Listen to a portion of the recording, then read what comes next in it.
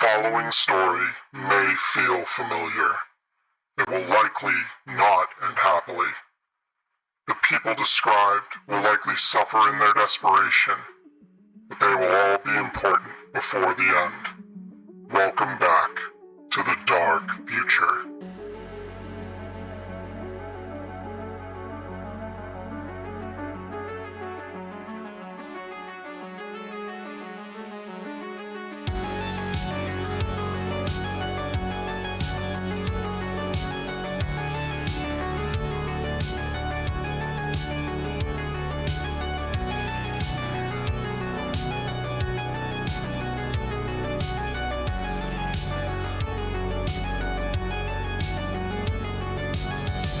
This is David Johannesson for N54 News.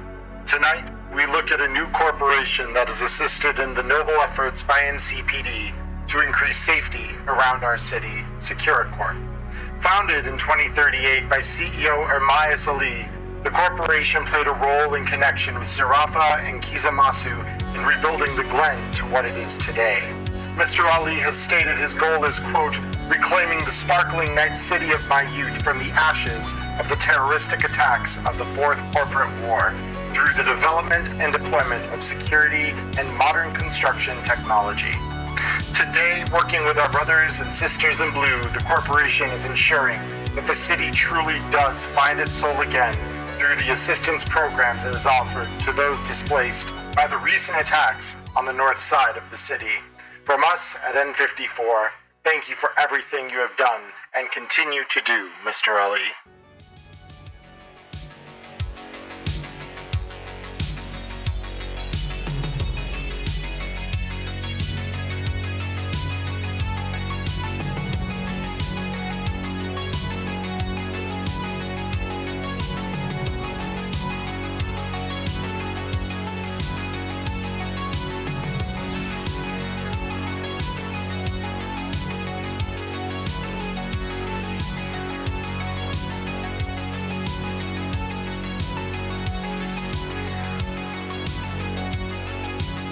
Got you some keys to the plant, dropping you the cords to pick them up. Remember, something happens in there, we don't know each other, and no one is coming to get you. Tread carefully, no fuck-ups. Happy hunting.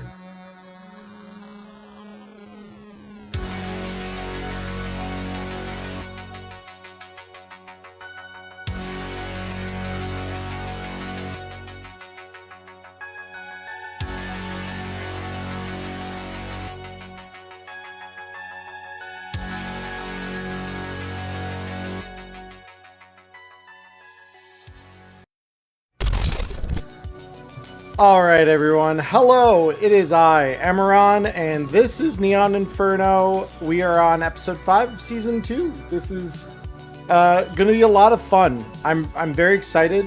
I'm on my second energy drink of the day. This one's already half empty. We're doing good.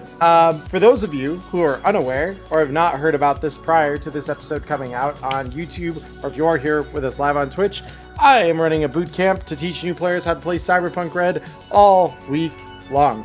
And my first session was this morning to allow myself to get a sense of how this was all going to work out. We had a lot of fun. We had a great first session, and I'm really looking forward to the rest of the week here. We'll see if when I come on to episode 6, if I have this much energy or if I am truly dead inside. But it has been a good day so far, and I'm really excited to play Neon Inferno. Everyone is here tonight, so we have our friends Connor, Maya, Cody, and Ghost. Hello, everybody. Welcome back to another week and another bit of chaos that we're going to unfold here. Hello. A little bit of chaos. Gamers unite. And Maya, yes, in chat, she asked if this is gender fluid behind me. Yes, this is gender fluid. I have a can of gender fluid. I've never seen that before. That's so good. This has been here since at least the start of this season. Yeah. That's so fucking great. Yeah, no. I'm debating when I'm gonna open that up and see. Like, I'm gonna just like, because it says it's lavender and lemon flavored. So I don't know. I don't know quite what that experience is going to be like, but it'll be something. But yeah, no, I've got a can of gender fluid. It just seemed like an appropriate thing to have lurking in the background. But yes, everyone, let me go ahead and move us over to the main game screen here real quick. Bear with me one moment. Oh boy, look, their faces, they're tiny this week, not giant. Hold on, Small. Let me bring you to full size, everybody. There they are. There's the Edge Runners that we know and love. Hello, everybody. I hope you're all having a good week so far. This lovely Monday, the 15th. It is, I believe it's Martin Luther King Day today. If I kept... It is. It is. It is. All right. Well, I definitely don't lose track of my time at all. I thought that it was next week, so we're doing great. Wait, I didn't know today was Monday, so. Yeah. Good. I'm glad to hear we're all on the same page about that particular thing. It's like I thought it was next week for sure. Yeah, I just knew I had to go into work today, so I knew it was Monday. Touche. All right. So let's do a quick recap so that you all kind of know where we stand as we enter season 2, episode 5. So as the title card suggests, this is kind of part 2 because this is the part that I actually had planned for last week's session. And then I decided, you know what? Fuck it. Let's throw Crash in there and see what they do. And they did a whole side gig with Crash. So that was very cool. And as a result, now Crash will be able to help with your things that you're going to do tonight. And I think you'll find her helpful. So to recap, you all went to Purgatory, a nightclub on the edge of Old Japantown. Oh my goodness, what's going on? Mark of Corn! Thank you, thank you, thank you. If you had a proper corporate job, you know what day it is. You're right. And the reason I don't is because my soul is important to me. And my wife would be worried if I decided to throw that away.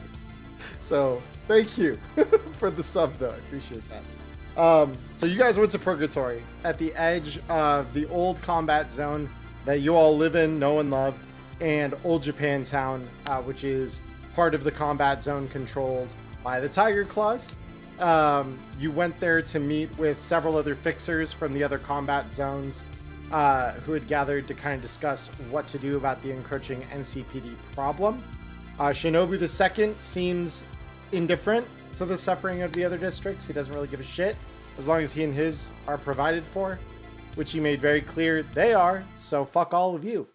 You all took that pretty personally, understandably so, and when Royal suggested, well, instead of going loud and just breaking down the barricades, what if we took the subtler approach and laid out a plan before you to invade SecuraCorp's offices? They are a relatively small corporation.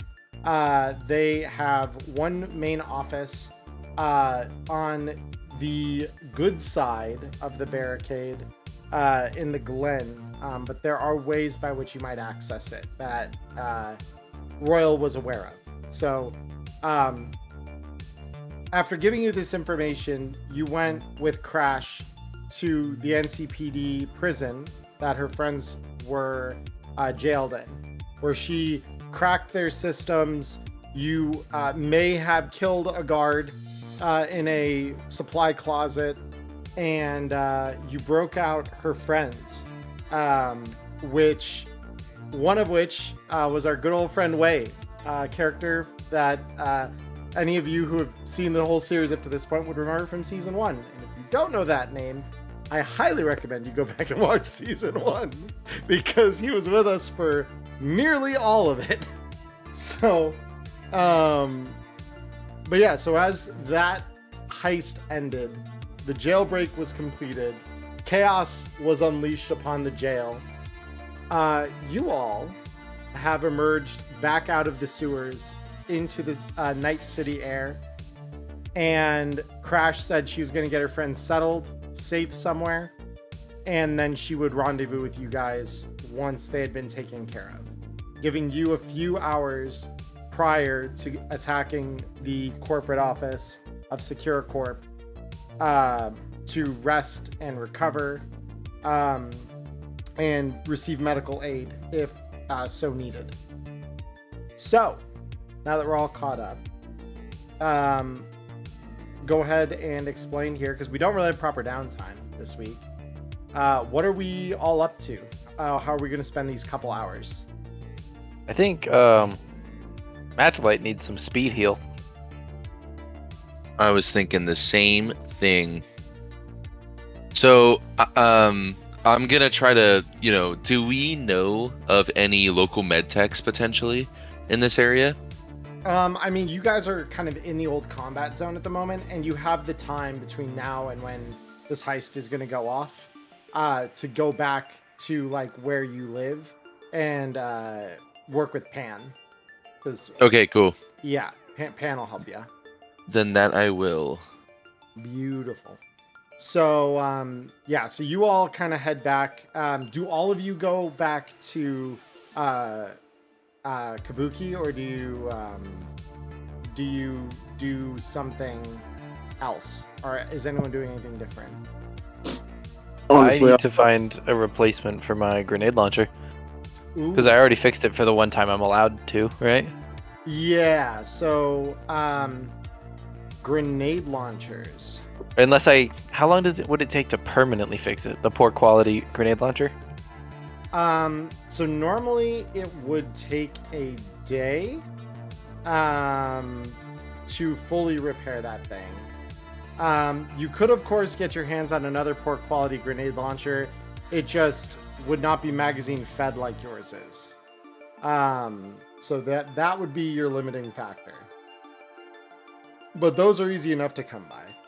100 eddies, and you can find yourself another one, or print yourself another one at a local bodega. Could I take the grenade or the mag off of mine and put it on the one I get? No, because most of the grenade launchers that exist are not magazine fed. That's why yours was unique, because it literally, I think, doubled its capacity from being mag fed. Most are like 2-barrel kind of, you thunk, and that's it.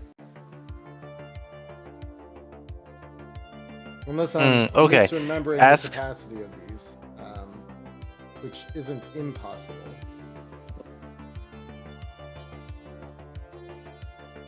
Because I think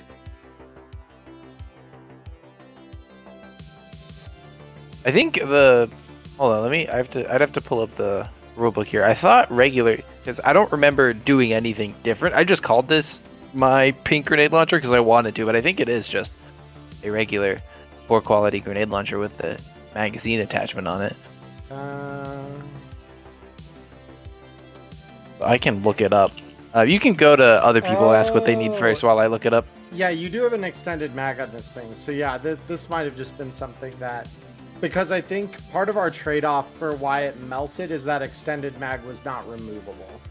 That's why we did that more to make sure that it had that on it, but I don't think it was like an upgrade. I think that was a feature of the gun. Like, you doubled its capacity in exchange for it destroying itself if it misfired. Okay. Yeah, because otherwise it wouldn't destroy itself. It would just be a regular poor quality grenade launcher that, you effectively could, just do normal things with, and it just jams normally. It doesn't destroy itself. Because poor quality is normally an action to just fix it. So yeah, that's I think that the attachment was more of our way of making it work in Foundry than it was a like, oh, we have to like, this is a detachable or like an actual mod on it, because I think I let you have that for free as part of like you're creating this. I do think that is what happened. I think I remember that now. Yeah, that makes sense. Yeah. Because we did it so we could make your budget go further. That's right. I do remember that. Yep. Okay. Well, I gotta think about what I want to do then. Yeah. No problem. I mean, if you have the eddies, because let me see what the attachment costs. Just out of just a quick check here, because I believe extended mags are only 100 eddies. So in theory, you could pick up a poor quality grenade launcher with an extended mag and have the same functionality without the drawbacks now that you have some eddies to spend. The issue when you made that thing was you didn't have eddies to spend. Now you do.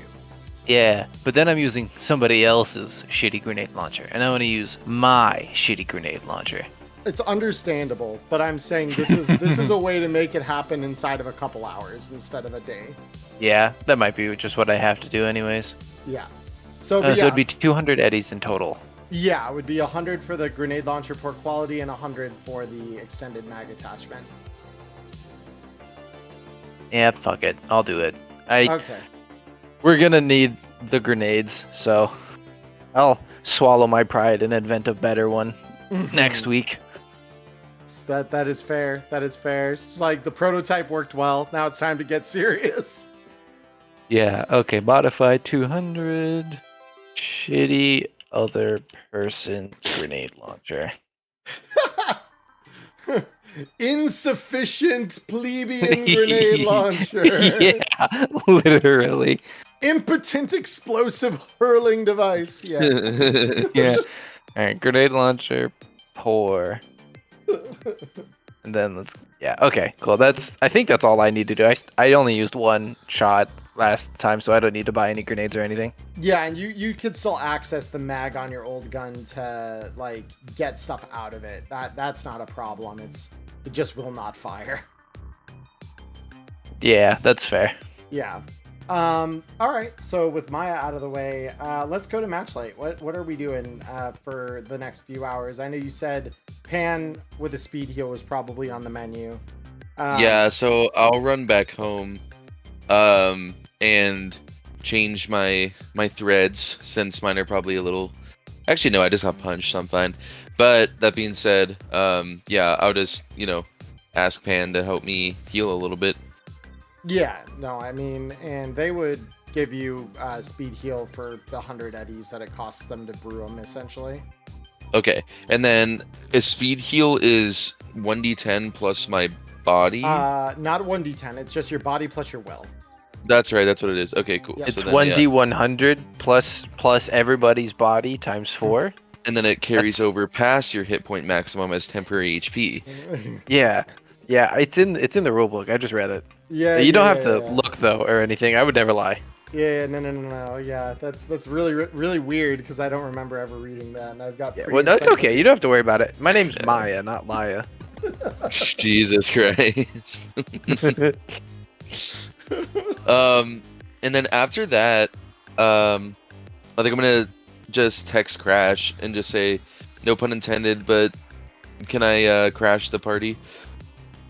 I'm writing a documentary on cyberpsychosis in Night City, and I think that what's going on with Wei could be interesting. I'll play nice, I'll be covert, but it'd mean a lot to me.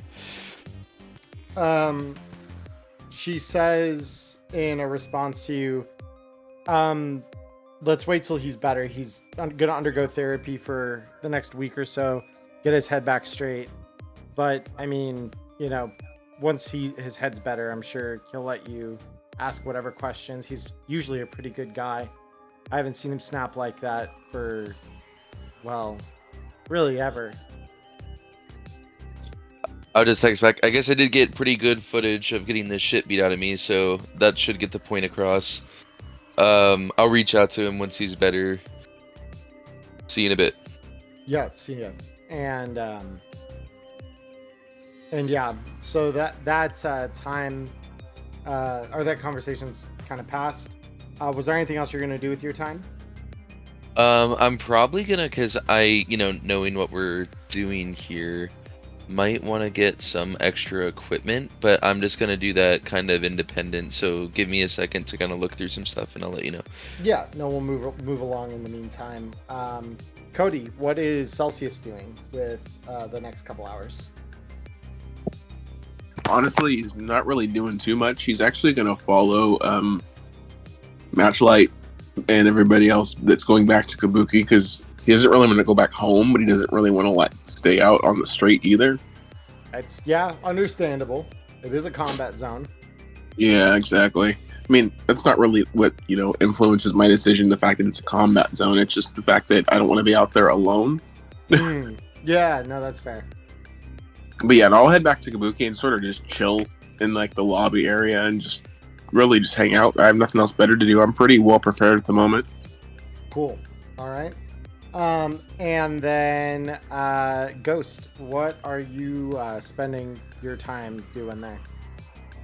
I'm probably just gonna head back to Kabuki with everybody else, but could I patch up Matchlight's Jack. Yeah, armor jack. Yeah. So, well, let me see. Because the armor jack... Because normally to repair something that's premium is a day. So... Ooh. Yeah. Can you roll for it? I'll You battle can ID, quick dude. fix it, but that'll only last for like 10 minutes. 15, Yeah. 10 That'll minutes. be if he So gets that's like tagged a again. yeah, that's like a right as combat starts and hope you only get into combat once kind of thing. Yeah. Yeah, he's... Oh, you know what I do need to do?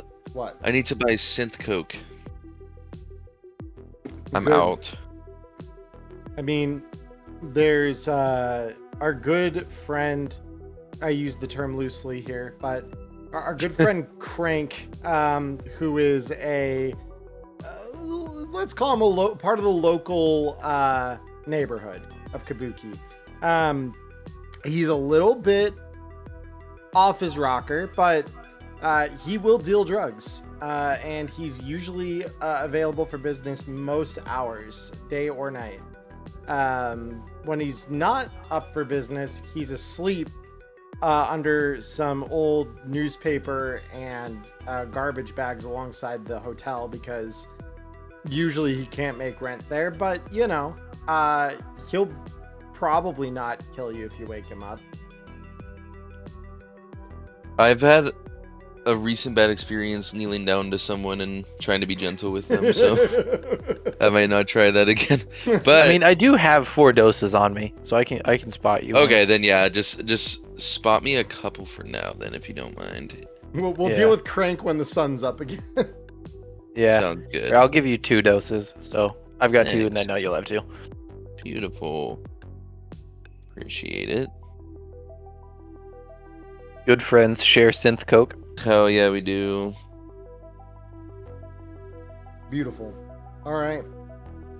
So, was there anything else you wanted to do, Ghost? Nah, I'm chilling. Okay. Sounds good. So then, Connor, did you figure out what you wanted to do as far as like any gear or things? Yeah, so I'm just gonna message the group chat and just say, I don't know if it'll come in handy, but you may remember we have some knockoff NCPD uniforms that we could potentially use. I would recommend just keeping those on us, not necessarily wearing them, obviously, but if we see an angle where it could be helpful, we'll just have it ready. I have the ID card printer too. Is that portable? Relatively. I mean, you were able to get it out of there. Setting it Yeah, up that's fair. to duplicate IDs, that's where maybe it loses some of that portability, but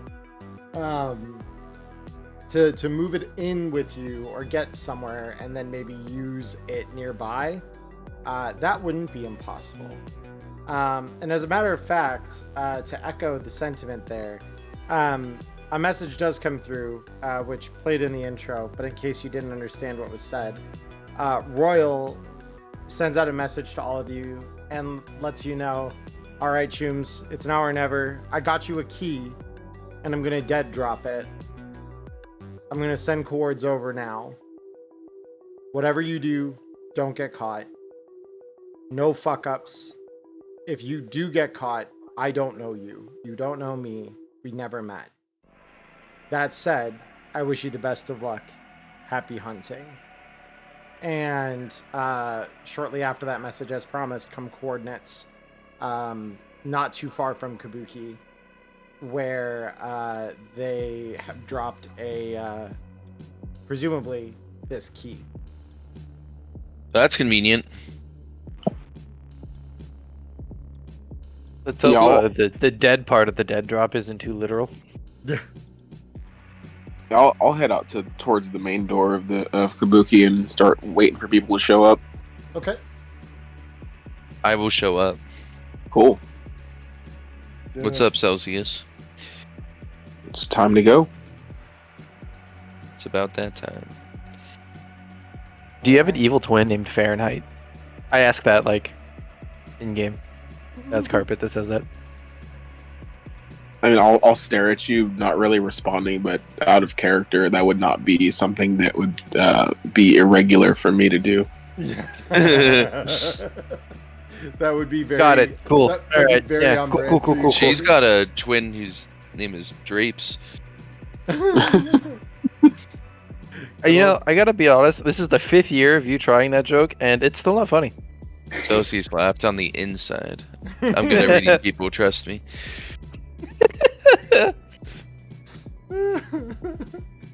All right. So once everyone kind of gathers at the front there, about 3 blocks north is where the coordinates are pointing to for the dead drop. So as you come up to the location, it appears that this was, at least at one point, an old playground before this turned into a combat zone. You could see the Morbid. half-shattered, warped remnants of, playground handlebars, the remnants of an old slide, and a torn in half base of what appears to have been some kind of small creature-shaped apparatus that is warped beyond recognition from its original form, but that half-formed smile still on the face of whatever creature this was. If you all would like to roll me some conceal reveal object, let's see if we can find the dead drop.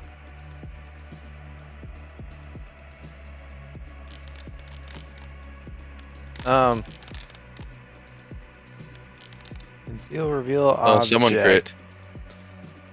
That would be Celsius. It was Celsius. There it is. Yeah, it's Took the me a very minute. top of awareness. Yep. Gotta roll Nice. conceal reveal object to find the fucking skill for conceal reveal, You reveal object. object. Yeah. It's meta. So you look around, and Celsius, you find it pretty quickly. This isn't the first time that you probably use this place in particular as a dead drop. It is one of those places that gets used fairly often by people who don't really want to be noticed. And so you reach into what would have been that creature's mouth and sure enough pull out a small plastic bag inside of which is an ID card apparently taken from the SecuraCorp building. The face is of some nameless employee named Mark Rios, or like some faceless employee named Mark Rios, who probably doesn't matter, but that's the name that is going to be considered guilty. At the end of all this, you kind of realize. So This is a SecuraCorp ID, right? this is a SecuraCorp ID, yeah. SecuraCorp. There we go. Yeah. Yeah. I was gonna say, since I'm familiar with this location, would it not be something I could do where I could actually like check other spots where I think there might be dead drops? Ooh. Yeah, go ahead. Roll me a. I'm gonna activate so you can see our rolls now. Go ahead and roll me a. Let's have you roll education to intuit this. Would I be able to roll like perception just to make sure that nobody's fucking scoping us out? Oh, absolutely. Yeah, go right ahead. About to smack a 14 millimeter shell right through my face.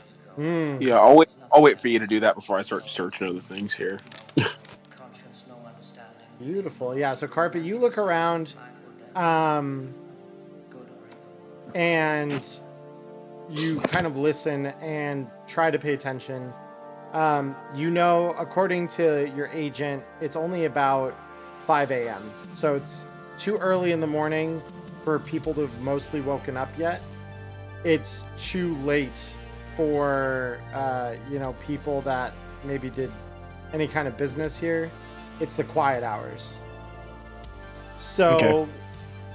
as far as you can see or hear, it doesn't sound like anyone is around you. That said, you feel that creep of paranoia. Like something is watching you, and it's like just out of the corner of your vision in some ruined window above you or behind some warped alley. It's pretty standard. So I'll be like, yeah, it's like, I think we're okay, but we shouldn't stay here. And as you say that, I reach my hand into this like other part of this decrepit playground. You Yeah. find a hidden bear trap. So yeah, in Celsius, you think to like the other locations you've pulled things from before,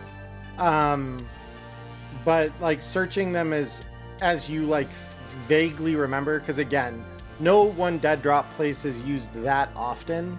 Yeah. So the ones that you maybe remember using in recent memory don't yield anything. Can I look it up? Can I look up the internet for it and see if I could find some like shady forum where people talk about dealings that go on around here and maybe mention the spot or something? Go ahead, and I think more appropriately would have you roll local expert for that. Okay, because I was thinking library search. Would that be a possibility to like look at it through that means, or no? Not really, because I mean, it's not like there's a Yelp for the criminal underground, you know. We should invent that. This So fixer is 1 star out of 5. yeah. So you think of like kind of what you know of this area.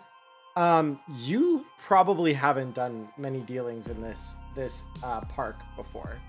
This isn't a place that you are intimately familiar with.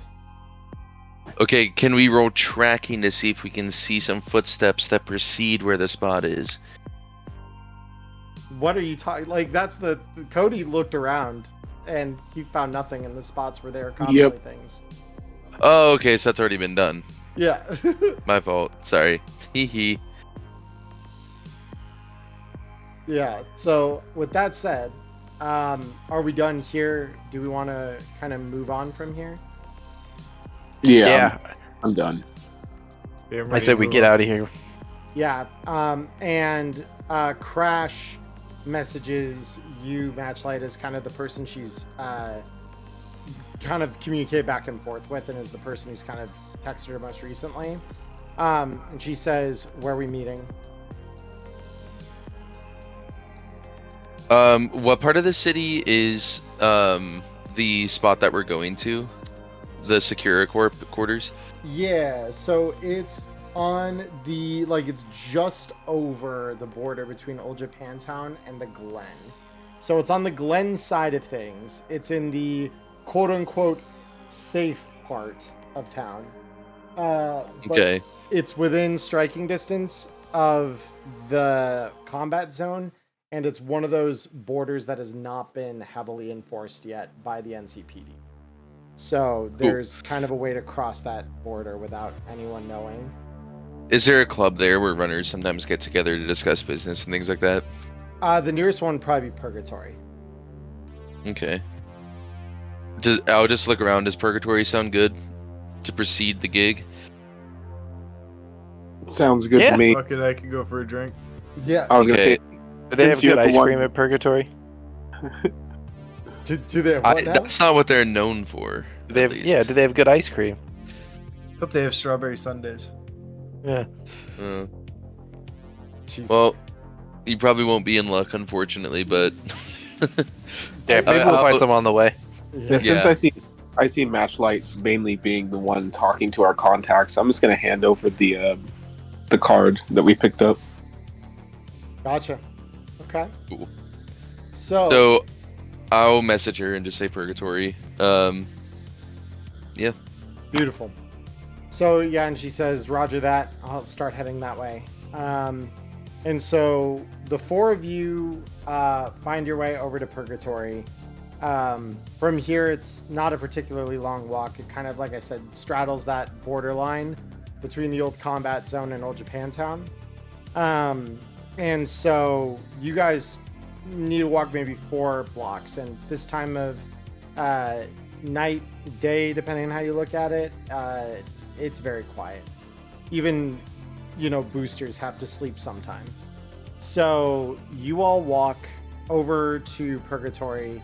The bar has more or less closed at this point. Like, you can see the last remnants of the staff kind of gathering their things inside. But sitting on the still rain-wet stairs of the club is Crash, waiting for you as you all arrive. Cool. So can I say that I brought an extra NCPD uniform for her in case we thought that, we could use it? Because I know we took more than one, like we took a few, like a handful. I mean, I've got 2 on me already. Okay, I've got cool. 3. So, okay, nice. So yeah, we're good. Yeah. Yep. And yeah, she's got a carry-all. You could see kind of like clipped into the side of her bag are her virtuality goggles. And she's, pretty much geared up, ready to go. Wait, the bag is clipped to her virtuality goggles? The virtualities are clipped onto the bag. So if you think Okay, about that how makes sense. I was like, that seems like a very awkward way to carry things. No. I've got my backpack clipped to my glasses. Don't judge me, okay? So she kind of stands up as she sees you all approaching. She says, "All right, we doing this?" First things first, and Blue's just gonna kind of wave as he walks by and head straight for the bar. You reach to open the door. It is locked. It is 5 a.m. They closed hours ago for the bar. And seeing Blue like jiggle the handle, be like, "No worries, I can do this myself." And I'm gonna bring out the can of Smash that I had from a couple gigs ago, and I'm gonna put Synth Coke on the rim, and then I'm gonna rail the Synth Coke and then drink the Smash. Beautiful. But how does that help me? I'm rummage on through his Smash and bag. Synth Coke. I'm not worried about you anymore. I've heard. I've heard it's 5 o'clock somewhere, but I thought that was assumed to be PM. Blue's gonna rummage through his bag. That's right, it is 5, and he's gonna look at that bottle of Nitro 9. He's gonna kind of peek at it and unscrew the lid and kind of look inside the bottle. Oh boy. All right. Yeah. No. I mean, inside. Oh, go ahead. Go ahead Yeah. and describe. Yeah, because the Nitro 9, that's emergency fuel, right? That's what that is. Yeah. Yeah. So you take a strong whiff of that, and that wakes you the fuck up. Like if you needed smelling salts, that is a reasonable stand-in. You think maybe your brain cells are dying slowly, but beyond that, it woke you the fuck up. Like, you are awake. Blue has like that smelling salts reaction. His head kind of snaps back and he goes, "Whoa!" And I want to pour just like the tiniest drop in the lid and shoot it. Resist drugs torture. Let's do it. It's gonna be a fun night. It's been a long night. He needs the emergency fuel. All right, good. yeah, that's real good. So yeah, you like taste this. It's like an acrid bitterness that you taste as that drop of Nitro 9 goes down your throat. But yeah, like your senses are invigorated. You are awake. To say it as an understatement, you are very much alive and kicking. So with that said, Ooh, ready for phase 2 of this gig. That gives me some ideas, and he's gonna screw the cat back on and drop it back in his rucksack. You're alive and I'd, safe. That processes through your liver. I'd apologize for the degeneracy, but you were working with the scavs just a moment ago, so I'm sure you've seen worse, to be honest. She kind of shrugged. She's like, everyone's got their own ritual. I'm not gonna judge. Well, good for you, because I'm definitely incapable of not judging a little bit right now, to be honest. But Lou's gonna look back and kind of chuckle and say, I had no idea it would be this good. First time for everything. oh god, Yeah, and she like flexes her hand out, and you see her pull an air hypo out. Matter of fact, it's about time for me to pregame. And she taps the air hypo into her veins, and she says, "Yeah, there it is. All right, time to get our hands on whatever it is you fucking guys needed to do." Can I? Don't worry, I identify promise what it's she fun. just dosed with? it's 6-gun. That Yeah, would probably. track. Yeah. If I had to guess, it would be 6-gun. But yeah, so I would just kind of say, just to go over it with you, Crash, because I don't know how much of a briefing you got last time. We're going in there to do as much destructive damage to the property as possible. Where you come in is getting us as much information as you possibly can while they're in their network, and corrupting as much of it while you're exiting. In elf lines. Exactly. We hate elf lines. We need to tear it down. I lost way too much In money elf on lines. it. Oh, and yeah, exactly. Right. In elf lines. So, apart from that, I think that, no, kind of just like look at the whole group. We should probably come up with a general plan here. I mean, if we have Mark Rios, then obviously, what do we know about him? Like, he's an NCPD officer, but do NCPD have access to SecuraCorp Well, no. since they work with them, or? He's a SecuraCorp. Mark employee, I Rios think. is Oh, yeah, I see. SecuraCorp employee. Yep, Perfect. Yeah, yeah.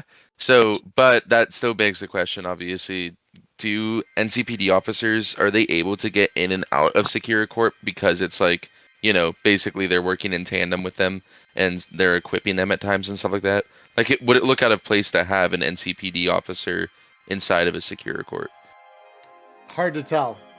Can I do like a library search to see if like there's any pictures of, you know, their employees and like some NCPD officers like being around the facilities or anything like that? You could try it more appropriately. You might try Streetwise to see what the street maybe is talked about Okay. related to it. That's really good. That is really good. Yeah. So you know that typically, so this is kind of a more general rule of thumb. Corporations and the police play around with each other like they're not in bed. Like corporations and the cops, totally not fucking. Not happening. Yeah. Right? Typically, not fucking. That said, shady back alley dealings and all, sometimes they do. Sometimes that is something that comes about. So while it may not look entirely out of place, and maybe in some ways may look less out of place than you walking in with whatever Edge Runner clothing you guys are wearing, it wouldn't look entirely like you belonged either, right? So it's really going to depend who sees the cams, who's monitoring things. Well, then we need a reason for why Mark Rios is there. Can I look up Mark Rios and like which precinct he works for and all that kind of stuff? Library search that. Yeah, that we can do. Yeah, absolutely. Yeah, so Mark Rios is not a cop. Mark Rios is a SecuraCorp employee. Yeah. Right, I keep forgetting, sorry. Yeah, you find his Ziggurat business profile. And basically, this guy is a fucking nobody. He is a dime a dozen NCU graduate with a business degree. Dude's looking like he's probably in his early 20s. Looks like he's probably down to party with the frat boys on the weekends and grind his ass off with prime time running through his veins during the week. You know, like that's the vibe you get from this dude's profile. He's a nobody, no one important, which is probably how his ID came into your possession, because he probably wasn't paying attention after he railed the 5th line of prime time or did his last shot of the night or something. Cool. And do they have uniforms or anything like that? I mean, based on what you're seeing, like on the business profile you find for him, they seem like they're just kind of business casual. They don't seem like they've got like any outward facing, like everyone's got the same style badge, but beyond that, there's not a whole lot in common with them. Cool. All right. Well, and then obviously also with that library search, the hours of operation for SecuraCorp, does it mention, or can we assume that there's going to be people in the facility, like, you know, since it's high security facility, like there's going to be obviously some layer of protection that's there like all the time, but are the employees, like what time do the employees get there typically? Does it mention it or no? So they don't really mention the operating hours. Not strictly, but you know, the dark future, it's full of all kinds of data tracking and stuff like that. And in an effort to be helpful, right, the CityNet map application does tell you when it's most busy, and the busy hours appear to be somewhere from about 8 a.m. to about 7 p.m. Okay, cool. Yeah.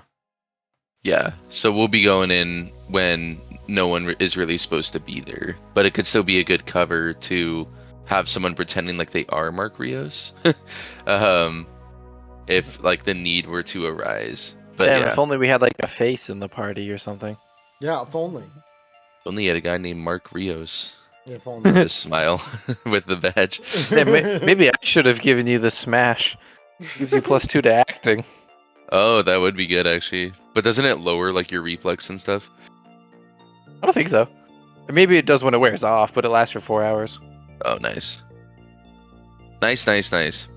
Yep. Okay, cool. So yeah, we'll go in and we'll infiltrate the facility, like just trying to be stealthy at first, but again, if need arises, like I can just act like I got there a little early because I'm swamped for work and I'm having to work overtime to make up my boss who's like breathing on my neck or something like that. Fair. All right. I have an idea. Okay. Hold on. I need to research something real quick. Totally. Would I be able to try and find the like a list of office numbers for just the phones that are in the building? Probably not on the surface net. That's probably something they would keep internally. You could try to roll library search and see if you find it, but yeah, it's not something that most companies would post on the surface net. Even if I just come across like a receptionist desk number, that's good enough for me. Yeah, go ahead and roll me library search. Let's see what you find. Library search. Who knows? Maybe I gotta roll this. Yeah, so you do a little looking around. You don't seem to find like any contact numbers for them. Even in the places that like most company and corporate lines like would post, like if you need to contact us, call us at whatever, like even that is blank, which you note is already kind of an odd thing. Like they're even some of the small corporations do that so that their like distributors and stuff or nomads can get in touch with them. Yep. It's definitely odd that they're not listed. So what are you looking for right now? Well, you see, I've got these disposable phones that are taking up a bunch of space in my bag, and well, I'll just shelve that idea. We'll see if it bears fruit. All right. All right. So Let's get going. What method of transportation are we using? Do we have a car lined up, or are we gonna need to rent another cab? Thank you. I've got 2 Pete's and some roller skates. 2 PDs? Yeah, 2 Pete's. Yeah. Samesies without the roller skaties. I could make you some. I just I took would a be shot of down. Nitro 9. I think I'm faster currently. Could be, actually. It'd be interesting to see the race go down. I'm sorry, I just accepted food. What was the discussion of a race here? Oh, we're trying to debate if blue on Nitro 9 would be faster than somebody on roller skates. That's a horrifying question, and I don't think I want to know the answer. You may find out by the end of the night. Give a shot of that to weigh. Yeah. Yeah. So as far as vehicles go, this place is far enough away that it probably would be prudent to get one, if only so you could cut down on the amount of time it takes to get there, so you have longer before the odds are people show up. But that said, this is one of the nicer parts of this combat zone. So there are some cars littering the street here that don't look like they're just husks. So there does exist the potential for carjacking. I want to steal a car. I want to steal a car. I want to steal a car. I want to steal a car. I want to steal a car. Maya But we just have had to a... make sure it's the right type of person that we're stealing from. I don't give a shit. Blue runs up to assist in the carjacking, tool hand extended, just every tool out, ready to go. Yeah. Okay. So which of these cars looks like it's least likely to explode on the way? Well, let's put it this way: you've got a little bit of a spectrum. I'm not gonna say you've got a goddamn like Quadra or something like that on the street, because that would be ridiculous. But there are a couple of Americars lying around here, and there's one that looks like it might belong to a Nomad, just judging by how cobbled together the thing looks, which is a Grundy. We can't get away from the Grundy. Yeah. The Grundy, dude, it's Helios's. It might actually be Helios's Grundy. It could be. You want me to steal it for you? Yeah, that's fine. Steal it. All right. It's this character's now, not my Yeah. other characters. Okay. So let's. Ooh, hold on. But it's Nomad. It might have better anti-theft. There's that, and also if you fuck with a Nomad, especially Helios, because he's a vulture. Yeah, that would be my thoughts. I wouldn't want to fuck with a Nomad's car, because if a Nomad is driving a car, it's part of their family's garage. You know, that's a good point. We don't want to piss off an entire Nomad family. All right. Any of these Americars, are they pink? Are there any pink ones? Even if it's like was a different color and rusted to be sort of pink. Pure pink? No. There is, however, someone who looks like they got creative with glow paint, and it's got some weird, I would call it synthwave, but that honestly would be an affront to synthwave. With like pink and teal Accidental accents in all the wrong synthwave. places. Okay. Yeah. Let's steal that one. I want to steal that one. Okay. Before I go to assist with the stealing of that car, can I leave a note on like the windshield of the Grundy and say, "Hey, we need a driver. If you're looking for work, call me," and leave my deets? Oh yeah, That's a good idea. Sure. yeah, Sure, that's sure, a smart sure. idea.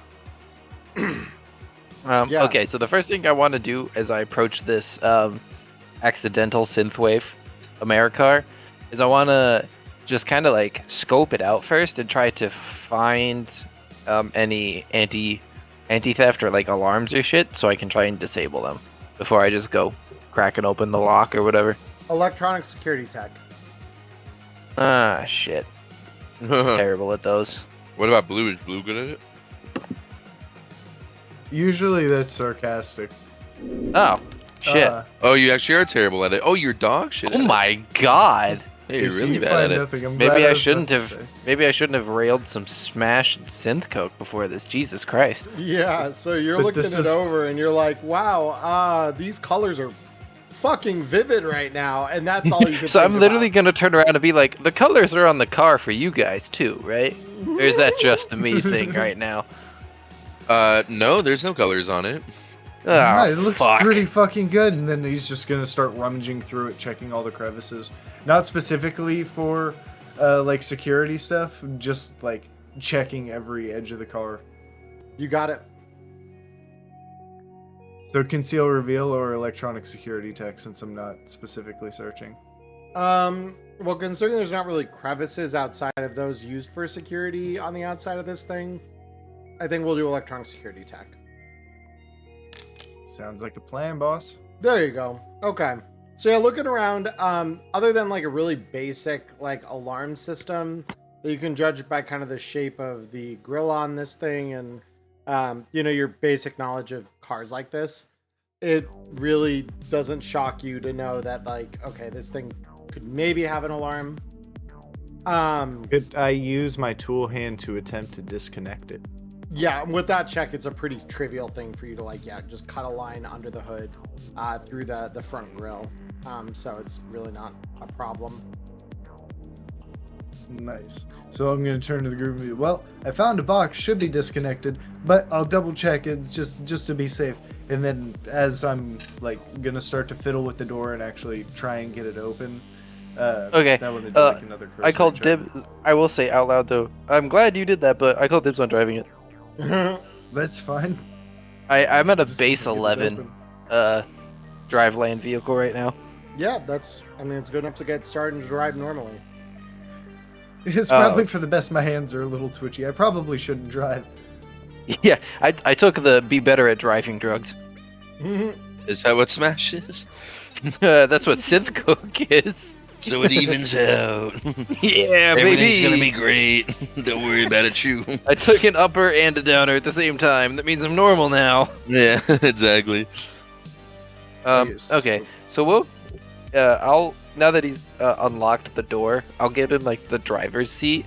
I do just want to make sure, like, see if there's anything. I don't want to look too carefully because everybody else is gonna get in. But I just want to cursory be like, oh my god, that's a Electronica BMG in the passenger seat or some shit like that. Conceal reveal object. Okay. So looking around, you don't see anything like too notable, but you do find 50 eddies in one of the like And door we get pockets. paid. Wow. Hell yeah. It's a good day. That's half a dose of synth coke. This car's almost paid for itself already. Correction, that is a dose of synth coke. Oh hell yeah, this car has paid for itself already. Yeah. That actually okay, might and be then- even 2 doses. I think they might be 20 eddies. But I could be wrong about Actually, that. I That's think at you're least right. I think that is they at are. least 1 dose of synth coke. Listen, girl math, all right? As long as it's at least 1 dose, that's all I need to know. And then is it lane vehicle tech to hotwire it? Yeah. Okay. Lane vehicle tech. Beautiful. Yeah, these things are shitty as fuck. They're really entry level cars. Their security is kind of trash. Their ability to hotwire is prime. So yeah, you just access the fuses underneath the steering wheel, and with a couple of jumpers connected, the car starts up no problem. Hell yeah. The engine roars to life, and you are good to go. Get in, losers. We're going shopping. Woo! Let's go. I think there was a car. I think it was like a Volvo or something in real life where you could take like the hazard light button out and like flip it upside down and put it back in, and then you could push start the car, and that would hotwire it. Wow. Old That cars is are fun. crazy. Isn't that phenomenal? That's what I imagine this car is. Like That's I kind of hotwire it it. by like taking like the cigarette lighter out and putting it back in upside down or something. Yeah. No, that's essentially what it is. So you the thing roars to life, you all pile in, and off you go, and you're not sure, Maya, but behind you in the rear view, you think you see some dude running out into the street with the same color of teal hair as the accent spray paint on this car, waving their arms behind you, yelling something that you can't hear over the engine noise. Hell yeah. I've got the whole cylinder burning. We're yeah. screaming down the street. Oh yeah. So it is unsurprising that at this early hour of the day, no one's on the street. Like, no one's on the street. You make pretty much in like about 15 minutes, you're from the club to just a block away from the facility that you want to infiltrate. Okay. Wicked. So, yeah, maybe we should all just change into NCPD uniforms, except me, and then I'll actually pretend to be Mark Rio since I have the badge, and then I say that, like, you know, my boss is having you guys do an inspection, but it's sanctioned by your sergeant or whatever. I didn't that get can the be our cover impression that story. the the NCPD uniforms would be any more believable than us. And I don't want to really burn them beforehand. Well, why? I mean, because there's no reason for a random group of nobodies to be in there after hours, but it could be that, you know, there's some sort of inspection that was ordered on the facility that the NCPD has to be doing, or some other cover story better than, hey, these, you know, random goons who happen to be decked out in combat gear are just chilling in your corporation. It should be a quiet office in the first place. My vote is we play it like the prison, take it slow, and if we come up on one, take them down quiet and just control it. It works. All right.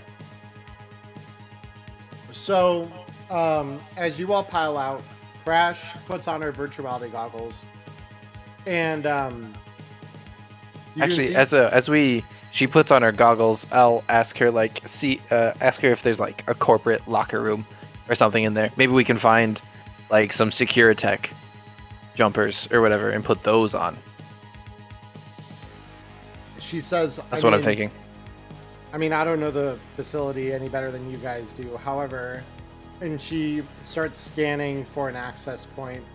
There is I think it's vulnerable maintenance port on the outside of the building.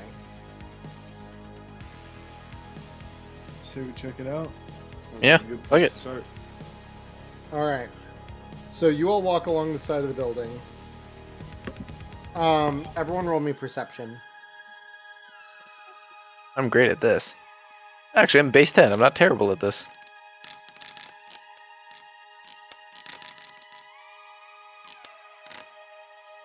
All right. So Celsius, again, probably owing to the fact that you have that low light IR vision, you are cycling through things, and the city's still relatively dark. You're beginning to see the beginnings of daylight. That kind of early light blue start kind of coursing through the sky above you. But you notice with that perception check that there is indeed a camera overlooking the area with the maintenance port. Did you also Now, when you say overlooking, is it above it to where if you were to get below it, it wouldn't be able to see you? Inconclusive. It's one of those hemispherical ones. That is Oh, near- goddamn fucking spherical objects! I swear to God. Yeah. So it's one of those with a protective shell on it. All right, well, I'll stop Crash before we go any further, and I'll just point it out and say, "Hey, we need to be careful of this thing." She kind of nods, says, "Got it." She is going to attempt to roll because I don't know. I still don't have a proper character token for her. That's the one thing I didn't create. If she fails to do it the fancy way, I do have like an extra Urban Flash top with me and duct tape. I could literally just tape a shirt to it so it can't see anything. I have So- the Nomad Rocker. I wonder if a rock would do it and how loud that is. Yeah. I mean, the rocker's not a quiet gun. The thing is built to spit scrap and junk at anything you point it at. So yeah, that is not a quiet gun. It's a little rock thrower. Yeah, do you know how it is that it throws rocks? I imagine just With the power of press it, friendship poof. and family. The good news is there are some shrubs, and you see the moment you point that camera to Crash, she just kind of nods, says, "All right, I've got an idea," and she becomes one with the shrubs. You actually lose sight of her for a moment, and she is able to get close enough to this access point to start to access it. So I'm gonna have her roll something here real quick. Easy.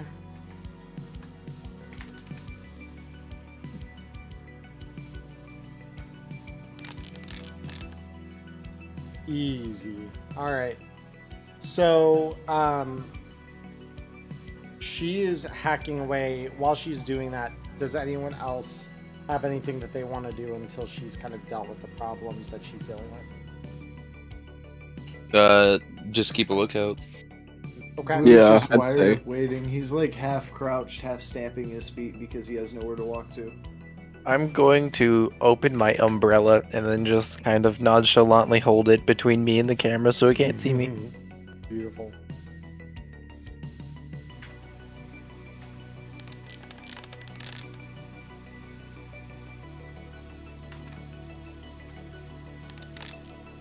Beautiful. Okay. So, she actually succeeds at sliding. Wow. Okay.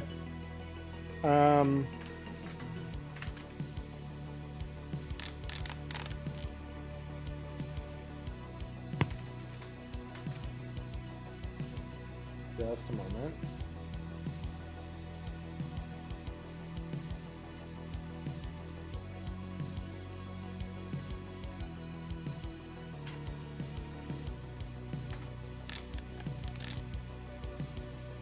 Easy.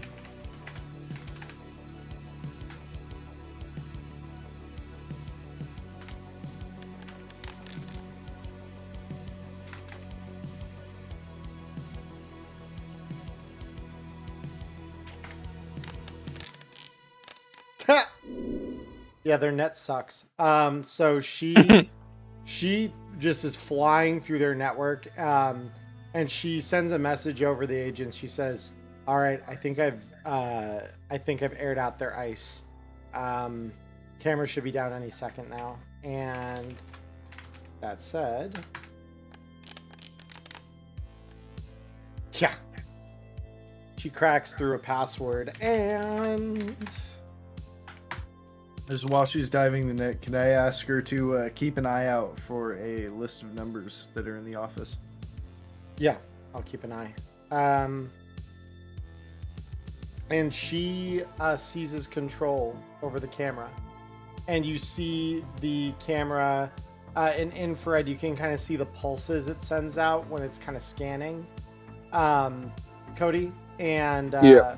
suddenly those pulses stop. And she says, "All right, camera's dead. You guys are clear. I'm going to hang out here. Net's still wide open to me."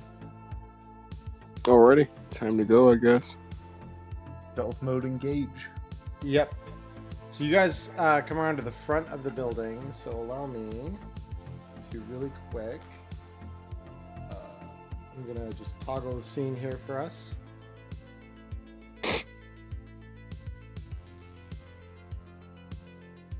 So I'm going to move you guys to the front of the building here. Carpet, blue, Celsius. Flashlight. Activate.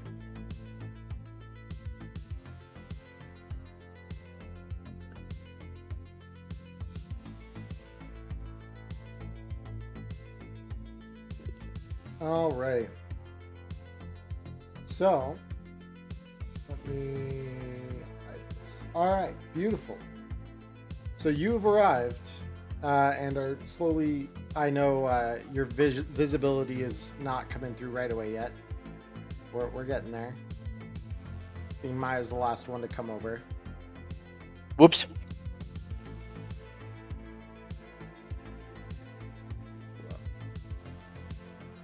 Yoink. Let's see if that worked. Is your thing loading there, Maya? 98%. Beautiful. Yeah, we'll chill so that so that you can kind of see what I am seeing when the scene loads.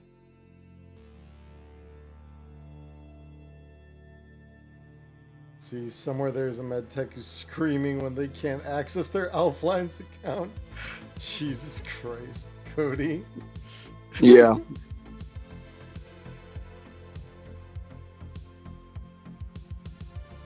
The amount of hours put in. Yeah. How dare. I mean, at least I'm not like Diamond Dust. I'm not having you guys attack Segatari and crash their servers. Okay, I'm in now. Cool. So you all stand before the front doors of the building, which are locked, unsurprisingly. But off to one side of the doors is a small keycard pad. I was about to say, will our key card open it? Unless it took Matchlight, I think you're the one who had the keycard, right? Yeah, so I scan it onto the receptacle. I'll slap you on the back and be like, break a leg. All Thanks. This is Mark signing in. right. Yeah. And the light blinks green. The doors are now unlocked. Okay. Can we open All right. them with our? can. Yeah, we can. Nice. Okay, so I'm not gonna walk in. I'm actually gonna probably have Celsius kind of scope it out to make sure there's no one physically there first. So I'll actually have him open the door, if that's cool with you, Cody. Yeah, that's fine. I had to refresh Foundry really quick because I couldn't see anything still. Oh, fun. I had a nice black screen. I was opening the door to the void, apparently. Mhm. So yeah, once Cody is loaded back into the scene, I'll have Worst case. Oh, there it goes. Yeah, so I'll just have you roll perception then. I should be able to roll while I load in. Let's see.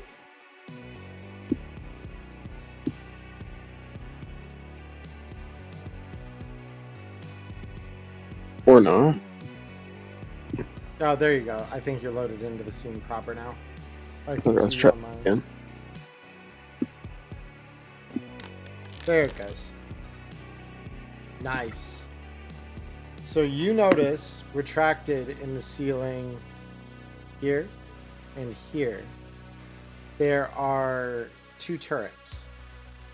But otherwise you don't see anyone ahead of you in the building. All right. I'll just message Crash outside and say, "Hey, we've got some security inside here. A few turrets, but so far nobody else walking around."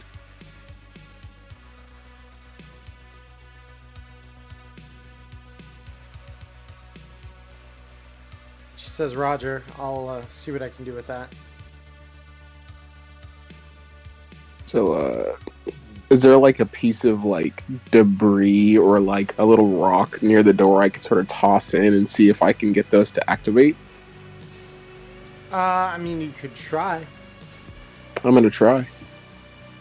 I mean, she can disable them before they're activated, right? In theory. I mean, Yeah, if they don't see anything, I mean, Usually they need to get woke up by some other system.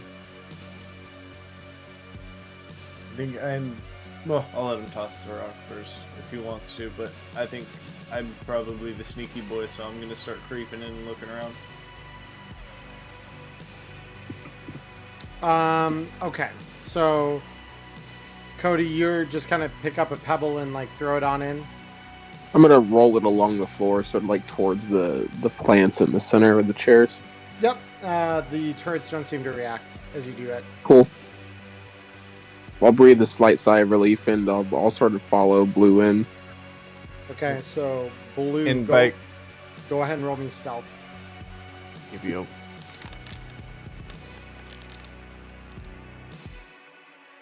Okay.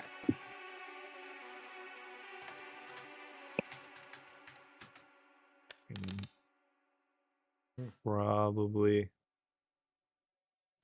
want to creep over this way. And just kind of scope out the room as I go, try and absorb the layout. Fair. All right, so Cody, as you enter the space, both of these descend from the ceiling. And both look directly at you and open fire. So, Cool. everybody, please roll me initiative. Oh God.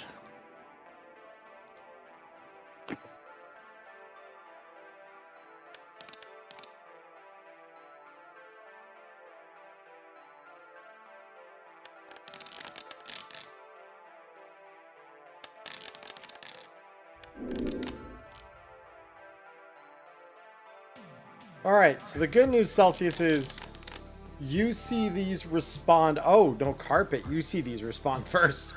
So you do have the initiative because you kind of knew where they were. Okay.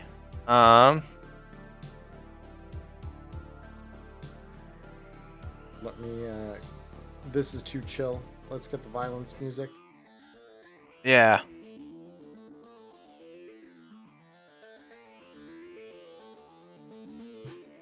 Whoa.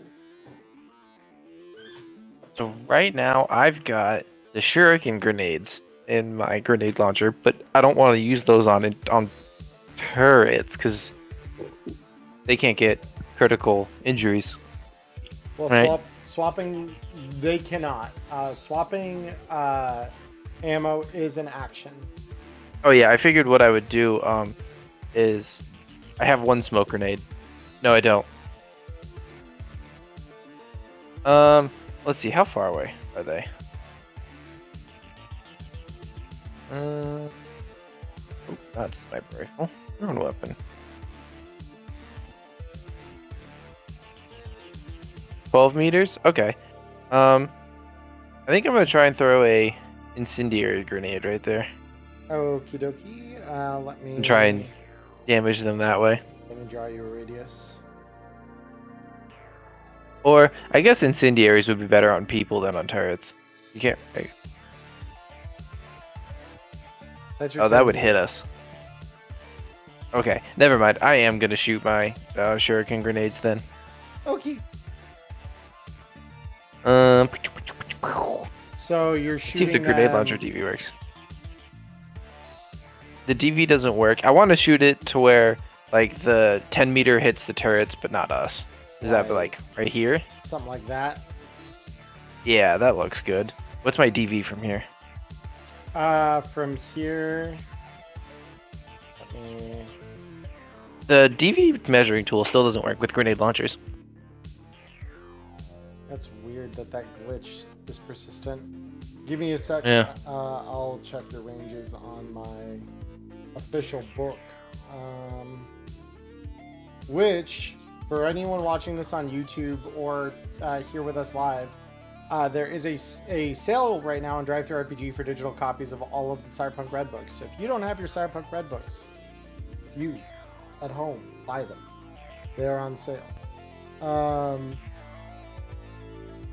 Let me find. Here we go. Range combat.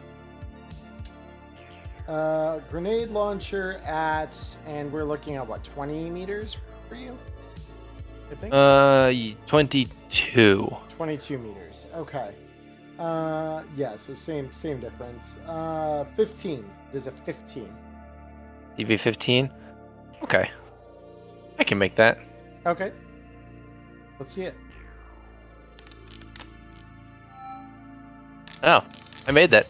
You did indeed make that shitty other person's grenade launcher. Yeah. Yeah, it's shitty other person's grenade launcher. I hate it. Just seeing that in the goddamn thread is that is hilarious. Oh my god. That is awesome. Okay. All right, Yeah. let's see how much damage I do. Yep. Ooh, that's not bad. And also because Yeah. it's a shuriken grenade, I roll damage for each target, You do. right? Okay. Thank God. 'Cause Yeah. you could do much better. Yeah. So, and then I'll roll for the second one. Yep.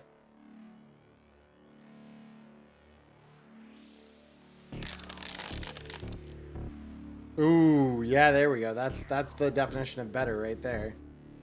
All right. Yeah. So yeah, both of these are sparking as a just a storm of shuriken fly out of the launched grenade. And then I'm gonna go spoop, spoop, spoop. you Skate just- backwards. And be like, get the fuck out of here. All right, Celsius. Yeah, I already did my movement there. I sort of gonna duck behind the side of this desk. Yep. I'm gonna go ahead and take a shot over here. Let me just get this going. And there we go. Yeah, that'll definitely be a hit. Cool. And you're shooting at this one? The one on the right. The one on the right. Okay. That's enough to blow it up. So this thing is dead. Cool. So you just hear a as the thing just explodes. Now, match lighter. Okay, because how wounded is this one looking? Was that the less wounded of the two before? No, this is the more wounded of the two. Okay, gotcha. So does it look kind of fucked up? Oh yeah, it looks very fucked up. Okay, cool. Let me check another DV then, because I may just want to shoot it with a good old pistol.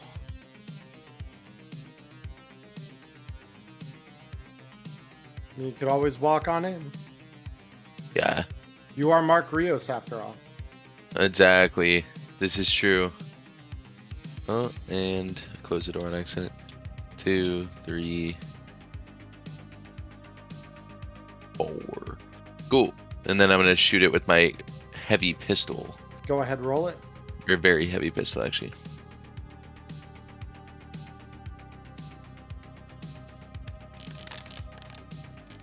Easy. Nice. Yeah, roll me damage. It's a lot of damage. That Holy is shit. insane. Holy. Yeah, that thing, you nail that thing like right at where it plugs into the wider buildings network, and the thing just sparks out and just droops with its destruction. So that thing is gone. Pinpoint accuracy, that thing is dead. Beautiful. So I'm just gonna calm and just say, Crash, you've been made. If there's anything you can do to get some of this security off our ass, let us know. We're gonna have to move fast. She says, I'm going to do my absolute best. But yeah, get done what you need to do. Do it quick. Okay. I am not taking point because I'm a media, but I am going to start recording what we're doing from here on out, and I'm also going to rail another line of synth coke. Bet. All right. So, friends, let me go ahead and remove these combatants. Yep, let's go ahead and proceed, shall we? According to turn order, Blue, you are next. Well, that combat's over. I was just gonna kind of stay low, look around, and try and make it up to. I don't have enough movement to make it there, but I was gonna try and make it to the desk and start looking for like a directory list of numbers throughout the building. Sure. Oh, cool! I can just jump over there. Yeah. No, I'll let you do that here, because in theory you could run over there, and looking is not an action. True. So, looking around, there is a directory on one of the phones at the desk. Nice. So then, this would be an action. So I'm just going to dump all the phones from my sack out onto the desk and then prep to start doing stuff. Okay, beautiful. Carpet, we're over to you.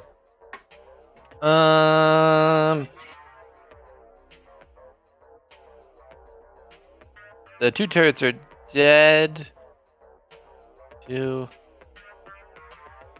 3, 4. What is my move, actually? I think it's 5. Yeah. We'll go 5. And then, even though I only used one grenade, I'm going to reload my grenade launcher. Boom. Fair enough. All right, Celsius. All right. Checking my move as well. It's been a minute. Let's see. Let's go 1, 2, 3, 4, 5, 6. I'm just gonna move in so I can get a better look here. Can't quite make it to a door just yet. Actually, no. I'll just run up to a door. Okay. Oh, okay. Match lighter. Okay, I'm gonna let's see. Stack up with Celsius 3, 4, 5. Is there a badge reader here? There is. This appears to be an elevator. Okay, gotcha. Cool. So, can I is there an action involved with helping Blue at all? like look through, where the different rooms may be? Oh, Blue isn't looking for rooms. He was looking for numbers. Big difference. I've got a plan. I see. Cool. I'm gonna look for where the rooms may be, so I could see like where their security terminals and things like that are detailed. So I'll actually run over here as well, and then yeah. Can I like? How do I rifle through these? Do I need to roll skill, or can I just do that? Cause let me see. Cause your move. Yeah, you would have been able to do that within 5.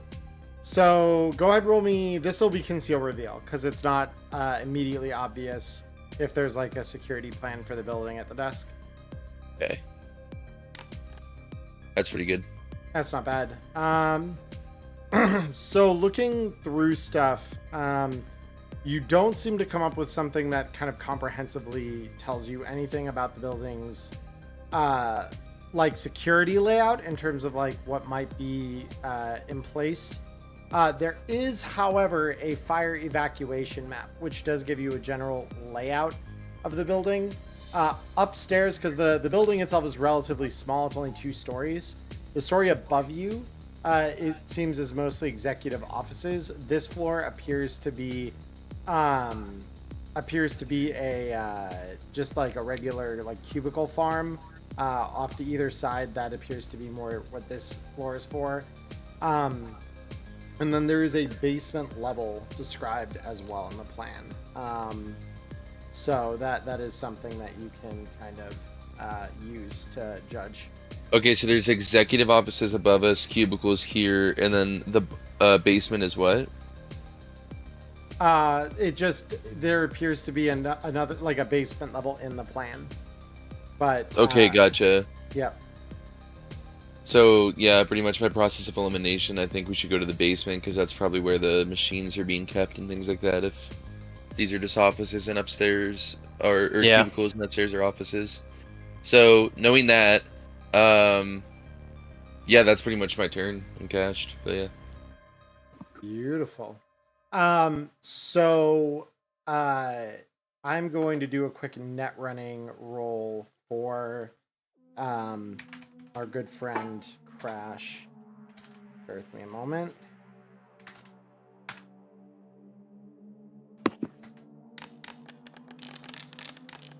Oh, this is going to show up as match lighter, but that's okay. So, Crash communicates via that group message that you'd sent out earlier, and she responds, or not responds, but she says, "Holy shit, guys. This net is way larger than any net in a building this size has a right to be. The fuck are they doing here?" Manufacturing walls. No, I don't think you understand. Like, I know why we're here. This net is too big. Like, Well, I'm sure it's fine. Channeling the fact that I'm on Smash and I'm content. Like, I'll save you the details, but I peered deep in this thing and I haven't seen the bottom. Have you tried using binoculars? Okay, this is not a time for that. And I'm gonna like. I am really fucked up. Yeah, exactly. Smash. Well, look, if it helps, what we can do is we can have you come in here. There's got to be other access terminals, and you're a sitting duck out there. No doubt they're calling for backup, and Yeah, we can't cover you out there. She says, give me a moment." And like, you can hear distraction in her voice as she is like actively considering what she's gonna do here, because she is clearly like put off by that, and based on how sure of herself she was outside, that unnerves you, like with how like all of a sudden like this has taken wind out of her sails. So that said, Blue, You guys also have to remember, if she's that deep in the system, if she unplugs, the system resets. She has to start from square one wherever she sets up shop again. Just saying. Oh, that's a good point. Yeah. Okay. Original plan. Now I want to look more specifically at the list. I want to rack up all the numbers for that cubicle farm and take like 4 of the disposable phones on me and chart like basically just a script that once I hit call the one time, it'll keep repeating through speed dial on different phones through the thing, so that if I need to make a distraction, I can just make not all of them, but rotatingly all of the phones light up in the cubicle farm. Ooh, Oh, okay. So that's smart. You're gonna kind of like base this through your agent initially, so that it redirects those calls from your disposable phones. Yeah, I'll write the script through my agent so that it can cycle through that way, and that'll go to the disposable phone, which will cycle a call out, and then as soon as that call ends, it'll go to the next number in its list. Beautiful. And just keep cycling through once it's triggered. Beautiful. Go ahead and roll me an electronic security tech roll with field expertise. Oh, yep, with field expertise. Gotta remember that. Electronic security tech. Send it. Ooh, that is There we go. good shit. All right, yeah. So the script is pretty simple to make a looping call on your agent. And once you feed it into the agent's pseudo AI, it starts running immediately. And from every direction in this building, through the walls, even though the doors are largely all closed, you hear the sudden clanging of ringing phones from all directions as these things begin looping. I didn't want to push the button yet. I was just writing the script. That's to activate later on. Once the noises once we hear an alarm bell, all of that is going to start to go off, so that hopefully they get drawn up there. I will note that you hear this. No one else does. The blue glass is still having some effects on you. Like, you can precognate the effect of what this is gonna do. That's fucking Blue, funny. Freaks out for a second and starts spamming the kids. What are you doing? What are you doing? No, no, no, no, no, no, no. Yeah, and then it's and then once you do that, you're like, wait, it's quiet. It's just silent again. No, I'm just gonna let him live with the fact that he thinks that it did actually happen and he had to. So, really quick, just to address chat, G-Man Bach, welcome, happy birthday. I'm glad you joined us at the end of the night here. Welcome. I'm glad you were able to catch us live. But yeah, no, we are literally getting into the meat of the gig right now. This is literally the first actual room. They've just killed some turrets, so perfect time to join. You are chilling. So with that said, okay, we now go to carpet. We're going to the basement. Was our plan, I think. That is what I believe was discussed. Yes. Yeah, Okay. my 4-phone trap is set up. I'm ready to go. Blue is giggling to himself all the way Which down of the these? stairs. Hell yeah, that's gonna be so useful. Which of these doors was the way to the basement? Well, there's a elevator near Celsius right now. Okay. There's an elevator there. Yes. Then I'm gonna sprint. Use my action to sprint, which because I got the skates on, gives me is it a +2 to move? I think. Plus 2 to your run speed move. Yep. Your run speed, yeah. So I go 1, 2, 3, 4, 5, 6, 7, 8, whoop, 9. And as you enter the elevator, you notice there's no basement. There's just a 1 and a 2. Well, we can't get to the basement from here. Okay, so what's this door over here, Charlie? Another elevator. 11, 12. All right. Well, that's my movement then. Is there a staircase nearby that's perceivable? Right here, there's stairs, but they only appear to be going up. Can I peep the elevator panel to see if there's a hidden button or a different kind of mechanism that you need to use that to get to the basement? You can. Well, let's let Celsius go here because it's actually his round in the combat. I'm bad for some fun. But yeah, you will be able to if no one else can kind of perceive that knowledge ahead of time. Oops. Uh-oh. I want to go over here, please. Hold on, I'm going to clear mine. There you go. Now you've got your token back. Oh god, what happened here? I may have broke it. It's okay. I'll figure it. Oh, there it goes. There we go. Boop. Yeah, I can only move that far, so I can open the door, but I can't go in. Yeah. Match lighter.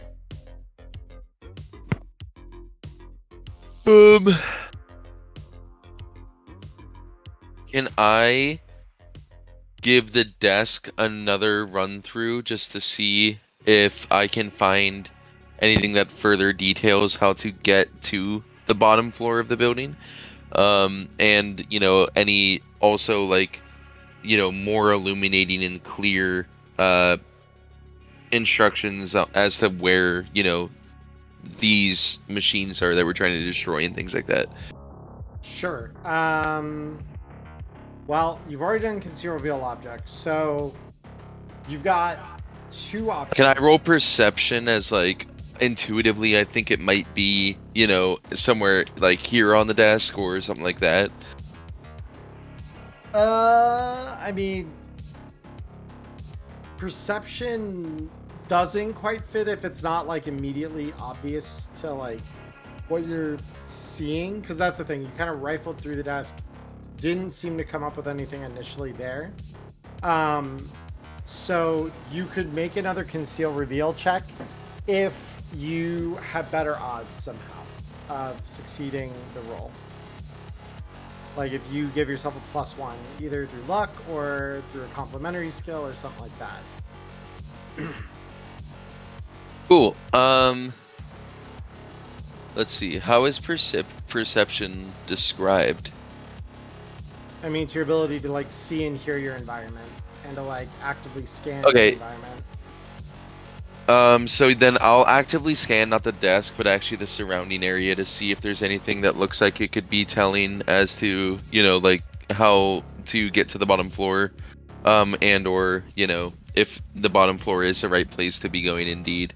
Sure. So I'm just gonna do a general room scan at this point. Sure. For that. Okay. So something you do notice that kind of escaped your notice initially is a small exit sign up here. Okay. Cool. So I will run over to there then. 1, 2, 3, 4. There's a lot of doors over here. And then I'll use my turn to open this up, but I'm doing it within cover of the door. Yeah. Okay, I open it up and then I just kind of peek my head around the corner, but I don't actually expose my whole body. Yeah, so in here, it looks like this is more what you were expecting. Back here are industrial machines that seem to be tumbling okay, material. sweet. I'll just yell to the party behind me, I found some stuff that we need to smash. They're in these rooms, it seems. All right, I'm gonna have Crash do her net running stuff. So she is trying to dive in through the network basically as deep as she can at this point. And so she says, okay, I fuck. Yeah, bad news, guys. There was a silent alarm. You must have tripped it when you walked in. I'll do what I can, but NCPD, I think they're on their way. Classic.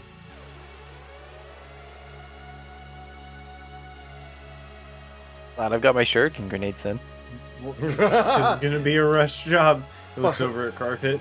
Fucking Maya just all right, well, I get to gut some NCPD. Let's go. Let's make some bacon. All right, Blue, what are you doing? Well, it doesn't sound like we're gonna have time to investigate the basement, and we found enough machinery, I think, to do enough damage to call it sabotage. So, I think now is a good time to activate the phone trick and have the whole floor above us start ringing. Hopefully they'll start there. Yeah, so as soon as you activate that, Crash chimes in, holy shit, the fucking net lit up like a Christmas tree just now. The fuck did you guys just do? Just placing a collect call. Okay, well, did you direct those at the fucking emergency number? I don't know where they're ending up, but they're gonna keep going there. Well, NCPD is confused as fuck right now, so you might have just bought yourself some time. Hell yeah. Nice. I'm just throwing it out there one more time, team. We could blend in and put on some of these uniforms. Really confuse them as to who's who. No, I say we blow this party and get out, man. If we Right. we got a little bit of time, let's not bite off more than we can chew. We know the basement is interesting. We can report that, but I don't think we have time to find out what's down there. I can also How try many- and figure out how to collapse or burn down the building, too. Ooh, could I think of a way to use, like, between carpets explosives and I don't think I have any actual explosives on me. But just what the best spots would be to place explosions that would collapse the building.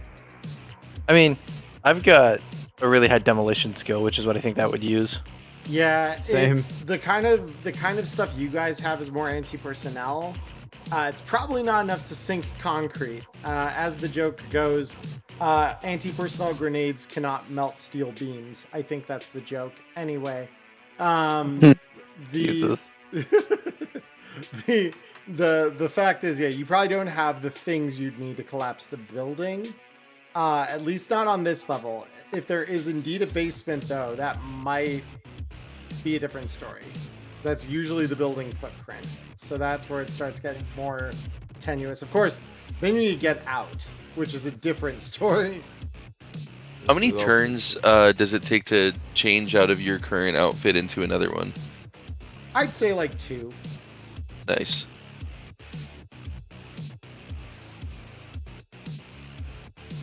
Because I assume, you mainly just need your shirt and pants, and like I think if like putting on my clothes in the morning, 3 seconds is usually enough for me to do one article. Indubitably. Yeah. So, Carpet, we're back to you. 1, 2, 3, 4.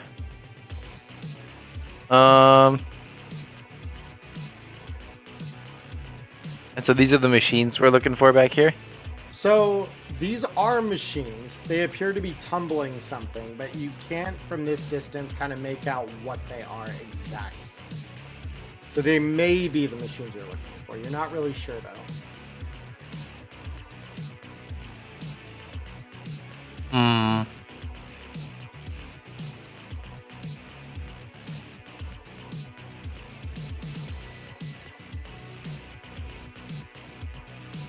Yeah.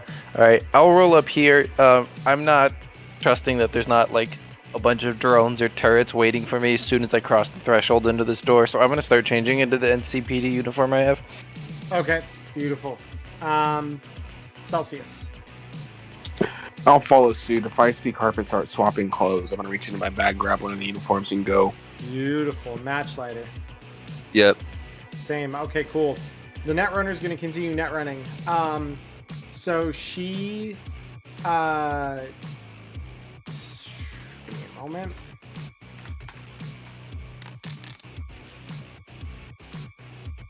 She's able to go deeper. So she descends down the net to what she is going to report is, she says, okay, I think I just hit the bottom. Oh.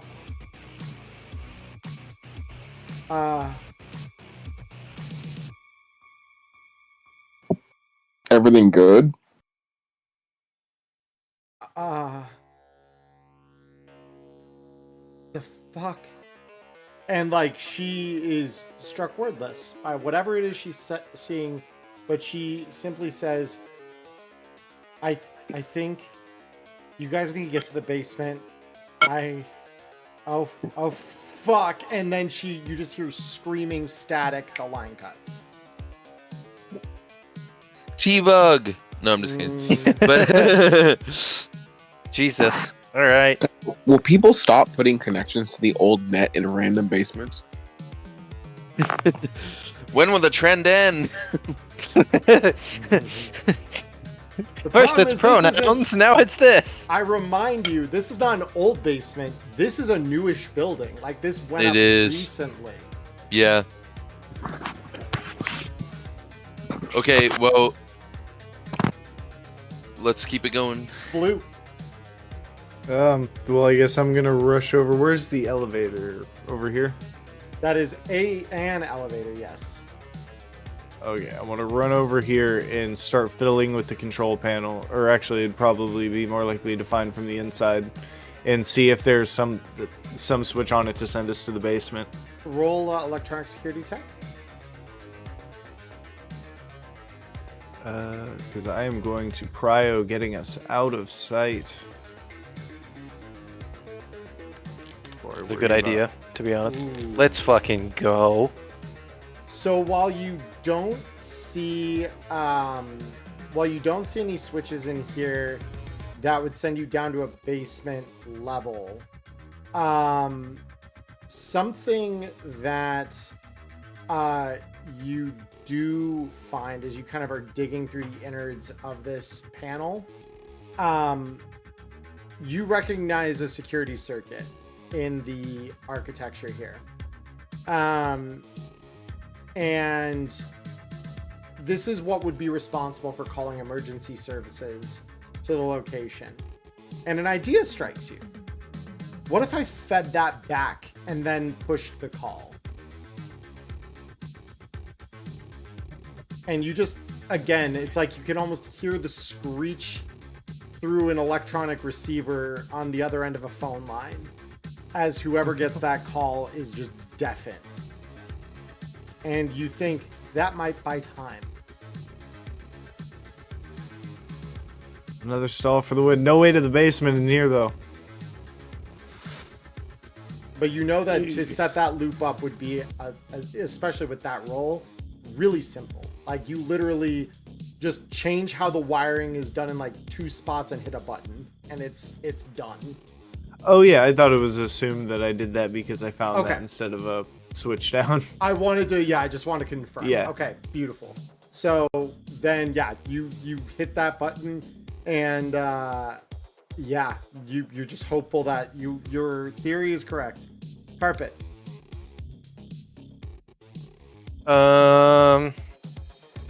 Oh, you said it would take 2 turns to change out, so I'm gonna do the other half. Yeah, other half. Is it safe to assume Celsius, Matchlight, are you doing the same? Yep. Cool. Yeah. Back to blue. Well, I guess seeing everybody else change, I'll start changing in here. Cool. All right. Carpet, you've changed. Okay, so now I'm Mary Sue, NCPD officer. Bet. And these are. Do we know what's on the other side of any of these doors? So based on the plans that Matchlighter found, these would just lead back to cubicles. They're not particularly important. However, these appear to be more elevators. Okay. Then I'm gonna chow. And then do I see a basement? Yes. Button. This one does have a basement level. So I will yell out over here, and then I'm scooting on in. Okay. And then I would like to use my action to see if there's like a security circuit or silent alarm on this elevator and disable it. Or see if I can redirect it, make them think we're at like a different building or some shit. Electronic security tech check with field expertise. Whee! Ooh, baby. All right. So yeah, you actually, emboldened by the sabotage, you could hear Blue doing on the other elevator. You dismantled the switch panel to get to the security controls, and yeah, sure enough, you find the same security circuit. It's pretty standard in most elevators in the what the NCPD might call more civilized parts of Night City. And you just run that loop, hit the button, and just like Blue, maybe a little less viscerally, you can almost hear that feedback screech in your ear as you hit that call button. Hell yeah. Yep. Celsius. All right, I'm gonna book it back to the crew after changing. So Get in. Oh, I hit a wall. Fantastic. Let me just get over here first. There we go. There we go. Beautiful. Yep. All right. Matchlighter. Okay, so what are you doing, Maya? We're running to you because you found a Because way. this is the elevator to the basement. Yeah. Oh yeah. So I go in there, and that's my turn. Beautiful. And then blue. So you're on turn 2 of changing your clothes. So I'm guessing, at what point of redressing am I at, or am I still in the undressing phase? You've put your pants on, but your shirt is not quite on yet. Okay. Could I stall a turn of my putting on the clothes to run over to the elevator and then finish getting dressed in there? Sure. Nice. Nice indeed. Yeah, so you see this dude normally who wears that like baggy bohemian style clothing just kind of be sprinting with like a police shirt clenched tightly in his one hand, running through the open elevator door so that you can head downward. Carpet. Fuck whoever invented buttons. Yeah, fuck buttons. So I guess everybody's in the elevator, right? Yep. Whoop. Whoop. That's me pushing the button to go down to the basement. Very cool. All right, bear with me a moment, guys. We are going Oh, also, as we're going down, I'm going to text Electo all of the little thoughts and shit that I have, like the little theories and schematics and whatever of what I want to build. And be like, in case I don't ever make it out of this basement again, Oh, totally. build Yeah, this yeah. shit for me and kill bad people with them. Hey Maya, this is Maya. I want you to no, just All right, everyone. Moving you over.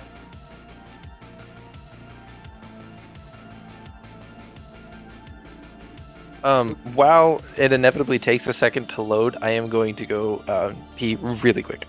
Yeah, no, I think we just are about to hit 2 hours.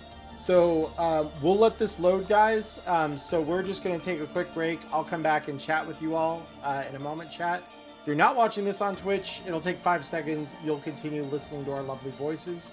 And you're going to miss me talking to chat on Twitch, which is really why you should be joining us live. But don't go anywhere. We will be right back. Give us just a few moments.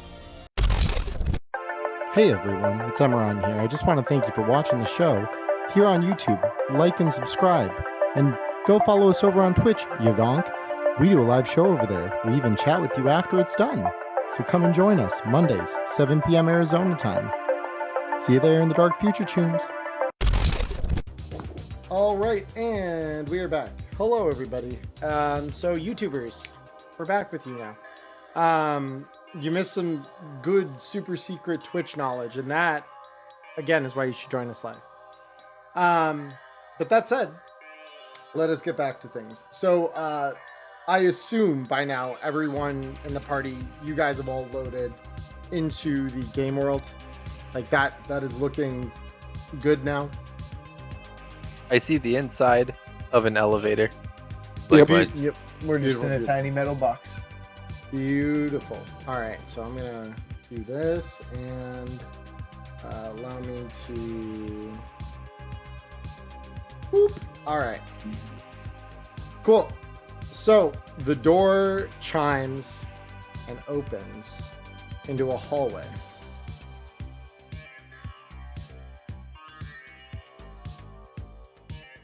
Okay. Fun. Can I sneak and poke my head out and look around and see if I see anybody? Sure. Cool.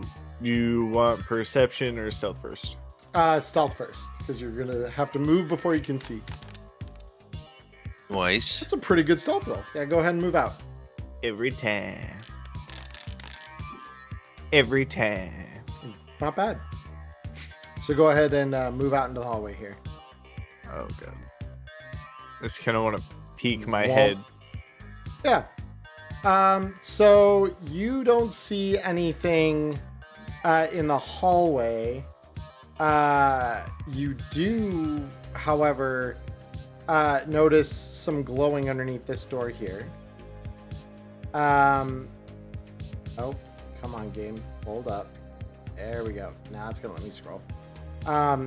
You also notice that this door, based on the floor plan above you, this door shouldn't really be here. There's no building above where this door is, save for the machines. Spooky door that wasn't on the floor plan. They said that we investigate that. But first, I want to like turn back to the group and just kind of finger over my lips and say, looks like there's lights on underneath one of the doors, and I don't remember seeing the other door on the floor plan. So it looks like we can move out, but just stay low and quiet. Okay, I'll nod back. Here's my stealth roll. I was gonna say low and quiet sounds good. Hey, low and quiet. Hey. My specialty. Hey, look, twos. We're two buddies. One of you has a base Okay. 13, Yeah, the other exactly. has a base 7. We are Hey, not sometimes the it's same. just that you made the roll that matters. You know what I mean? All that what it needs to stack up against is a crit fail, and we're in the clear. Where the fuck is stealth? There it is. I found it. Don't worry. I know how to play this game, everybody. Maybe I... Yeah, maybe Maybe- you don't. Oh, that's my second... Oh, God. All right. Holy- I'm gonna stay in the elevator, knowing this. rolls- I'm just gonna stay in the elevator. I'm not going anywhere. You attempt to move out of the elevator, one of your skates catch, and you like nearly fall on your fucking face. And then I remember the last time I failed to sneak up on somebody because of the skates. I'm like, I'll just stay here. But yeah, I guess what I will do is, yeah, I'll stay here and make sure nobody uses this elevator to come down on us. If someone does use it, the doors are just gonna close on you and you're just gonna go up. Yeah. Give me, That'd be really funny, actually. yeah, I'm gonna It carry your. opens up and it's like, whoa, lots of bad guys down there, I'll tell you what. Yeah, Like, so Oh, I'm- you boys wouldn't believe it. You gotta go home. So we got 20. Starts going up. You just keep pushing the emergency stop button over and over again. And then you get stuck in the elevator. It just looks like an Indiana Jones door of it just kind of opening and closing and going up in little increments. You have to dive into it before it goes all the way up. Yeah. I think that was right. Hold up. I am in the midst of just checking initiative values. Yeah, it was right. Okay, cool. Because I'm carrying over your initiative, and we were, hold up, there was one other thing I didn't check. We were on round 7. Okay. We gotta see what initiative value Adam Smasher has since he's in this basement. Anyway, That's okay. Why didn't you deny Yeah, that? Celsius. Why didn't you say, haha, that's funny? Why didn't you react to that? so anyway, This is Adam's brother, Joe. oh no, this is Adam Crusher. There you go. When you order Adam Smasher from Wish. Anyway, Steamboat Smasher with no affiliation to Disney whatsoever. see you think I'm memeing at you. No, I don't. Good. Wise. So, anyway, you guys are out of the elevator. Those of you who've chosen to be out of the elevator. What are we doing?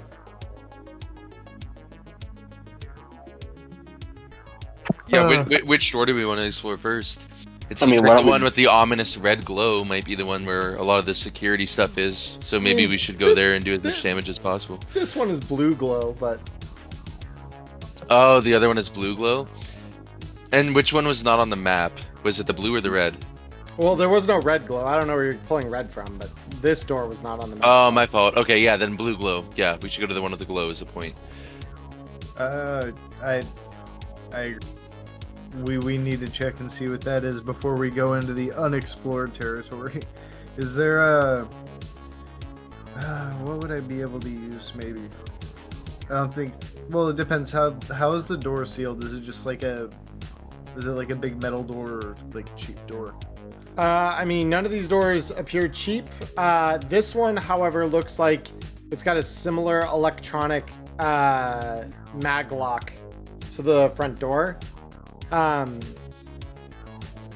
The door does read restricted area, authorized personnel only. So first things first, can I check for anti-tamper before I start tampering? I mean, I'll let you do that as part of your electronic security tech. Okay. So just all one big roll to see how it goes. Yeah, because the presumption is you're going to scan it a little bit before you go start sticking your tools into spots you aren't sure are safe. I don't know. Blue might still be a little hyped up. You might be. So looking at the door here, it doesn't appear to have any anti-tamper save for, you know, the fasteners that keep plates down and such. But you do notice that, you know, the whatever kind of locking mechanism this thing uses is far sturdier than any of the other doors you've kind of examined so far. Whatever's behind here is probably high value.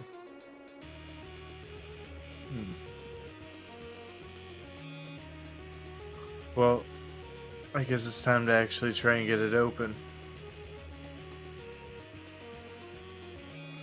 Would you like to go ahead and roll that electronic security tech to actually open it now? Yep. Because 16 is a little low to want to open this door. Okay. I don't think that would do. All right.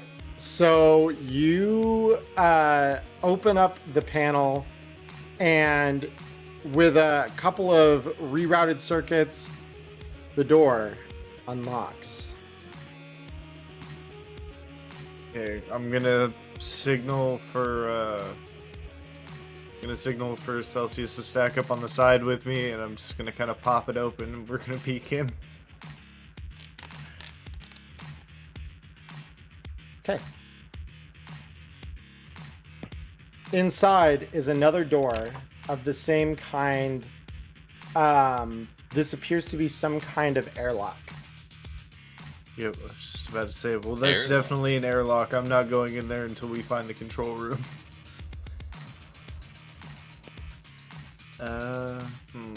Is there like any sort of viewing thing on the left or right so I can tell what side the like viewing side is from?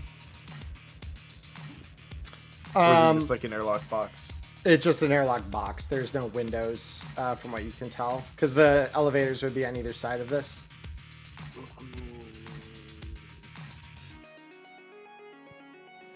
I think we check out the other door first, but we definitely need to come back to this. Yeah, I agree. Okay.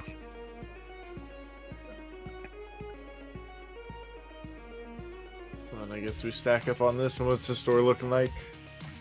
Door looks much less secure.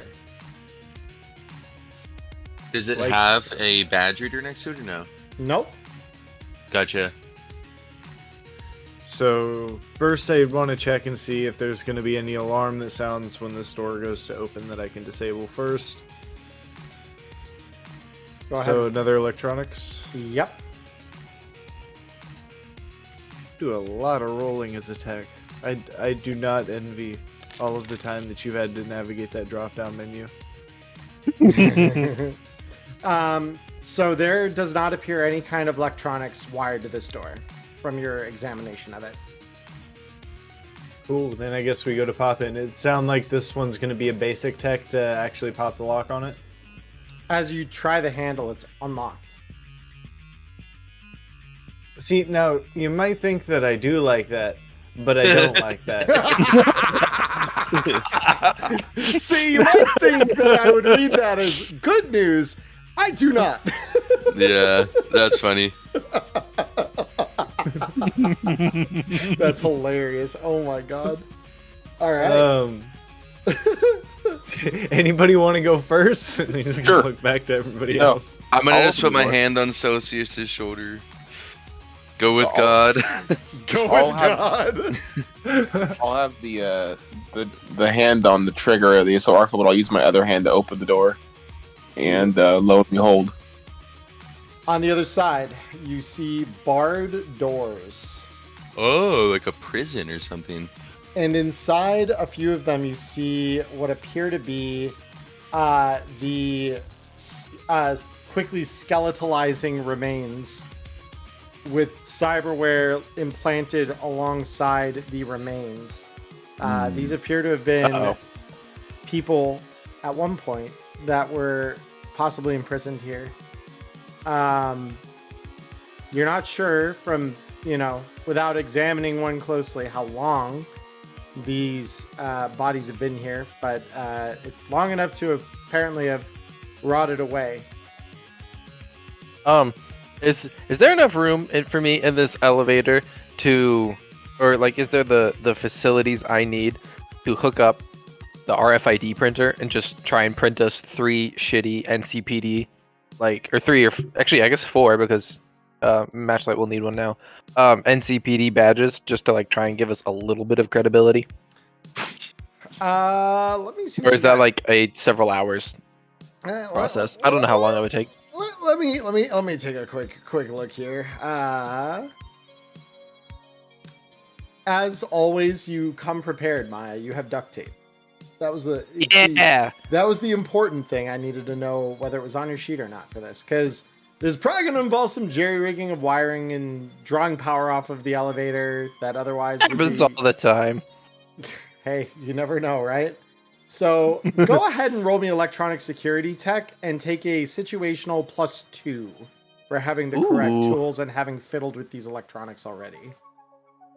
Oh yeah, we'll just do +2, and then I'm gonna put 2 luck into this Ooh, just in bad. case, because I feel Alright. like this could really come in handy. Roll, please. There we go. Oh! Okay, here we go. All right, we like it when those invert. That inversion is welcome. That's a lot better than the other one. That inversion is very welcome. Okay, very cool. So at this point, you MacGyver this shit, to put it mildly, to run this down as basically as I can for audience. You MacGyver this shit. You you're ripping the circuit board apart, taking the cables supply it power. The lights flicker in the elevator. You're like, yeah, that's expected. Of course that's gonna happen. I'm literally redirecting the power that would go to this thing into my little printer. You use your duct tape and your tech tools to strip the power cable on the printer, and you literally splice in the power from the elevator. As soon as that printer is plugged in, it says, please supply ID on the little display. So I put in one of the little blanks, because I've got 6, I believe, 6 blanks on. Yep. And so it says, please supply valid parent ID. Fuck. Okay. So in other words, what ID are you copying?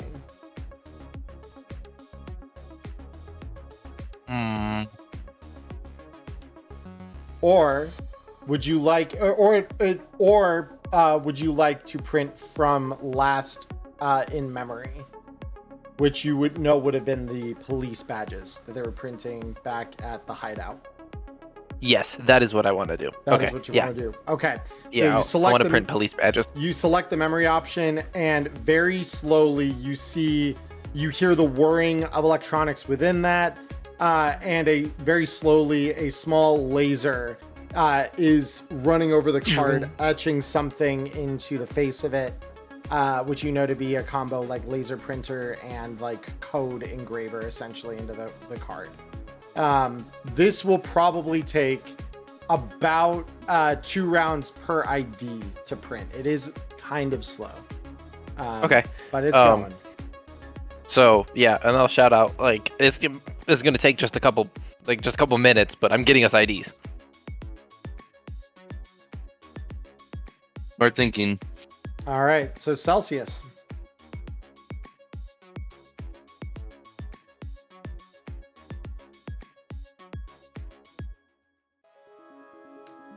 So this door, I will say, unlike the others, is not barred. It is instead a frosted glass security door with an electronic padlock on the side, similar to the airlock in the hallway.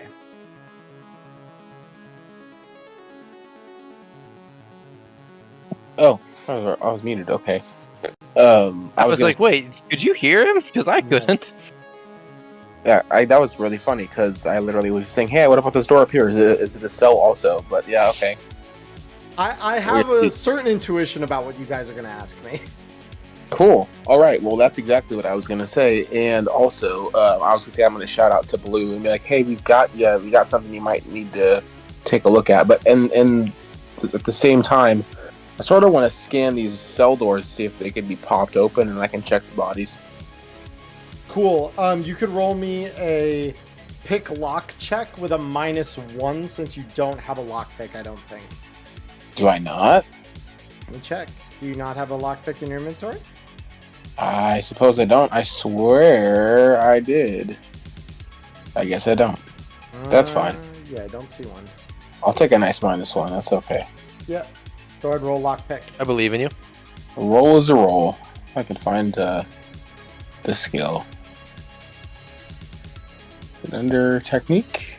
Yes, it is.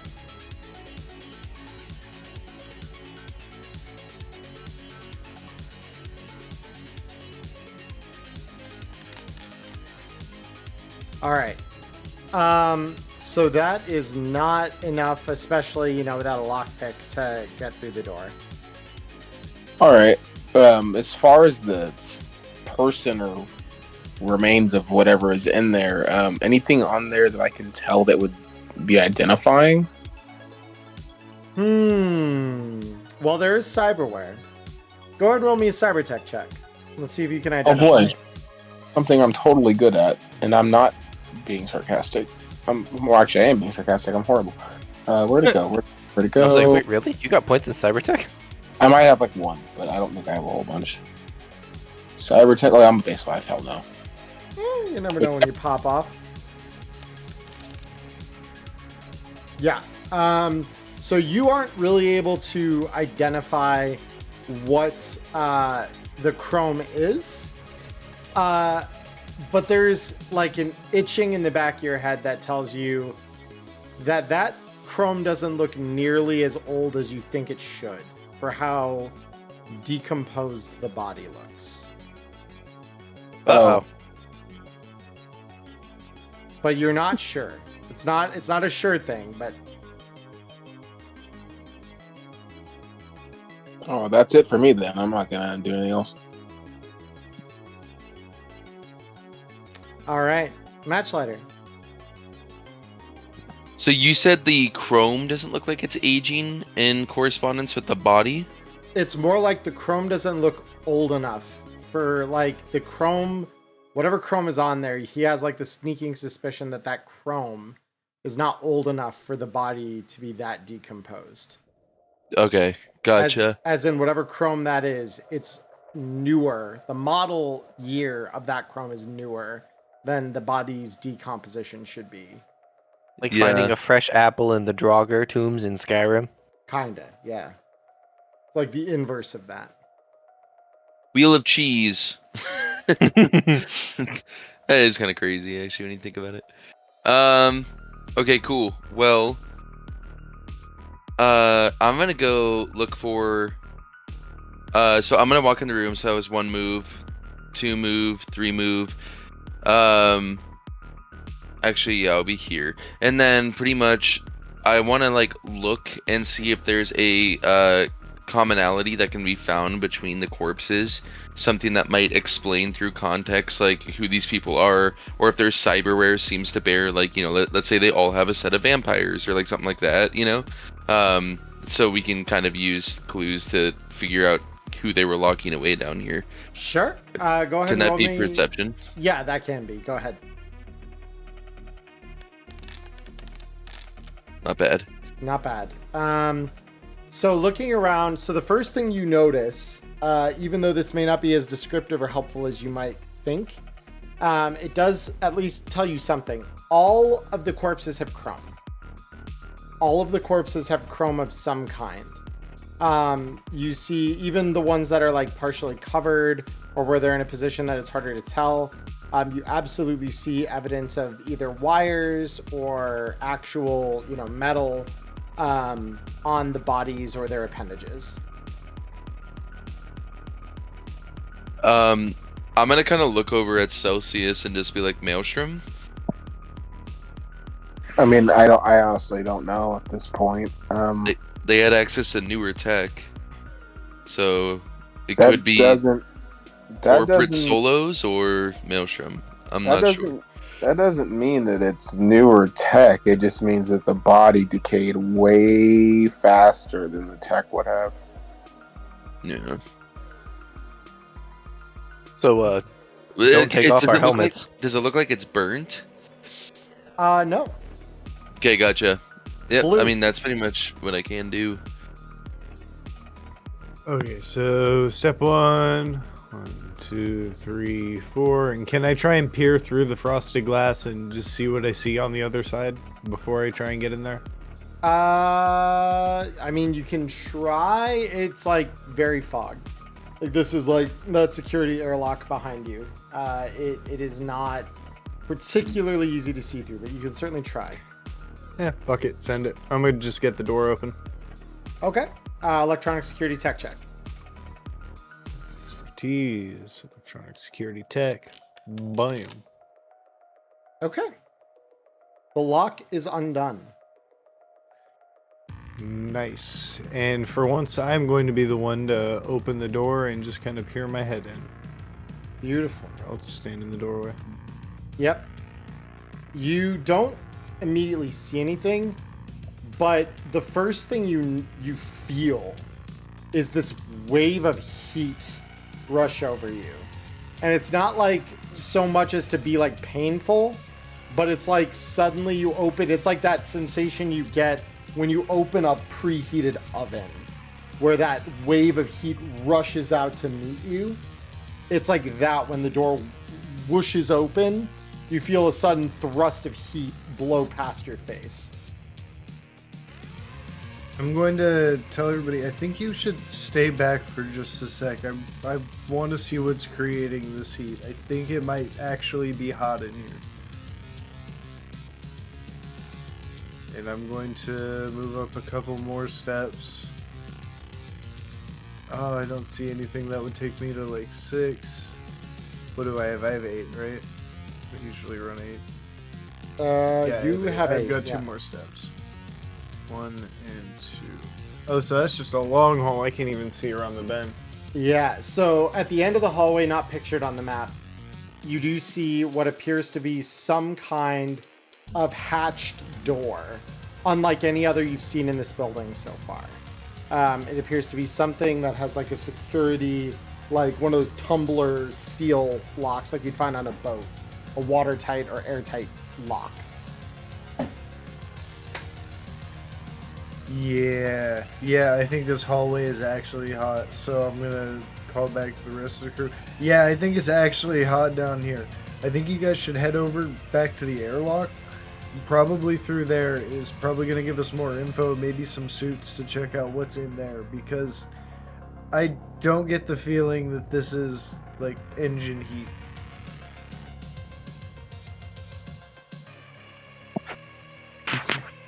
All right. So,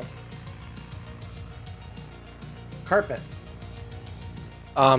Printing the IDs, is that like something I have to actively do each turn, or is it a passive thing?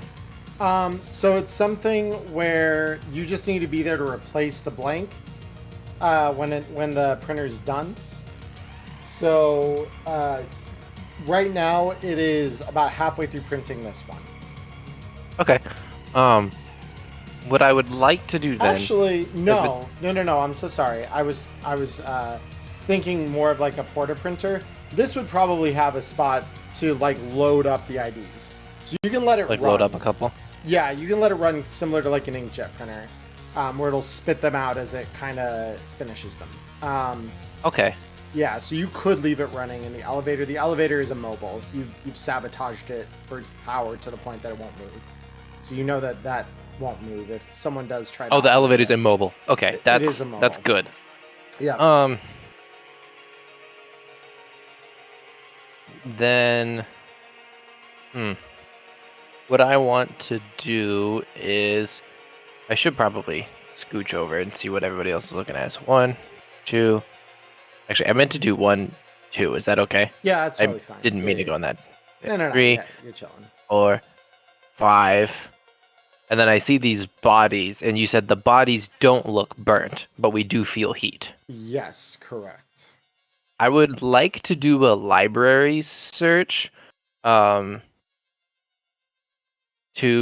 look at or to try and find pictures of what I'm thinking of is specifically like the carbon plague that was happening.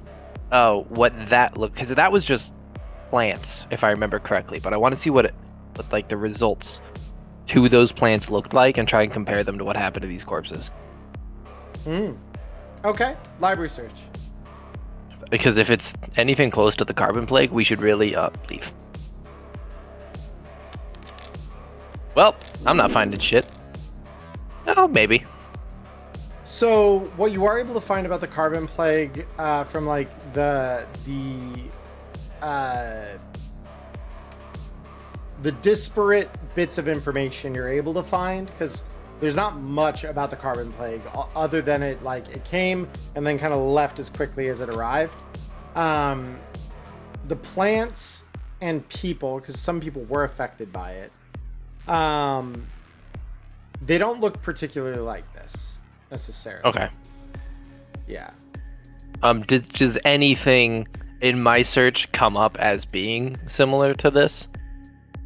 Not searching for the carbon plague, no. Okay. That's my turn then. Cool. Celsius. All right. Well, let's see. I'm gonna just take a quick look on what's going on in here. It is a long haul. Okay, cool. It is I'll just go. Yeah, it is a long hall. There is a an airtight door at the end of the hallway, shut. Cool. I'll use my last team movement to get back out and just chill, I guess, and wait for Blue to come out. Cool. Match later. I don't really know what to do. So, I mean, I guess, are we moving towards the airlock right now? Yeah, that was my plan. I was gonna move back towards the other side because that looks more like a clean room airlock that like people working would go into. This looks more like the big scary airlock that you need a suit to go through. Yeah, exactly.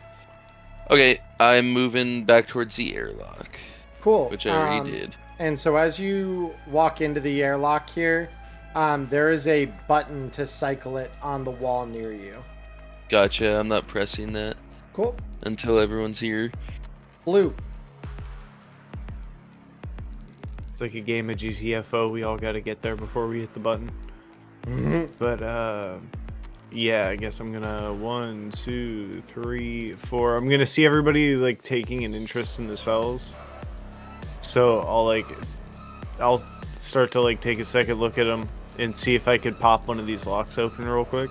Okay. Let me see. Do you have a lockpick? I have a tool hand. Oh, that's true. That would actually, I think, serve for that. So yeah, you won't get a minus for having insufficient tools. So yeah, go ahead and roll pick lock. Cool. Oh, pick lock. Send it. All right. That is still not quite enough to get into the lock here. Damn, this thing is tough. Yeah. Carpet. I'm just gonna look back. Hold on. I still have just a couple more moves. I just want to yeah. look and say, well, I tried to get in, and then just move the rest of my move towards the other airlock. Cool. And yeah, now carpet. Yeah. I'm gonna go back to the printer and hang out until it's done, I guess. Cool. Celsius. So just to double check, Matchlighter, you've been recording the whole time? Yeah, he started Yeah. recording after, I think it was right after we blew up the turrets. because I Mhm. remember Right. seeing the big AoE effect still on the map. Okay. It's like, yeah, you would have saw the bodies in the cells and stuff and the hidden equipment. Exactly. Yep. Okay, so 1, 2, 3, 4, 5. I'm just gonna sprint my ass all the way into the airlock Cool. and wait it out. Matchlighter. I'm chilling. You big chillin'. All right. Blue. 2, 3, 4, 5, 6, 7, 8. And actually, I want to make my 8 there because I think this was the side of the room with the button. I just want to start investigating said button and make sure that it's not going to, like, once depressed, stay depressed and destroy us. Okay. So you're kind of examining the system. Go ahead and roll me basic tech. Expertise, basic tech, send it. Okay. No, this appears to be just like a standard like decontamination airlock. It doesn't appear to be anything that is gonna be like harmful to you. Well, should be safe to push, and I'm gonna call out to Carb. Hey, are you coming, or we waiting on you, or what's going on in the other elevator? I'm waiting on the badges that'll be the NCPD badges. Yeah, They take 2 turns each. one badge is printed out. The second is halfway done as this begins. So carpet. And I are can't you- I can't unplug it. Yeah, so you're gonna just chill here. Yeah.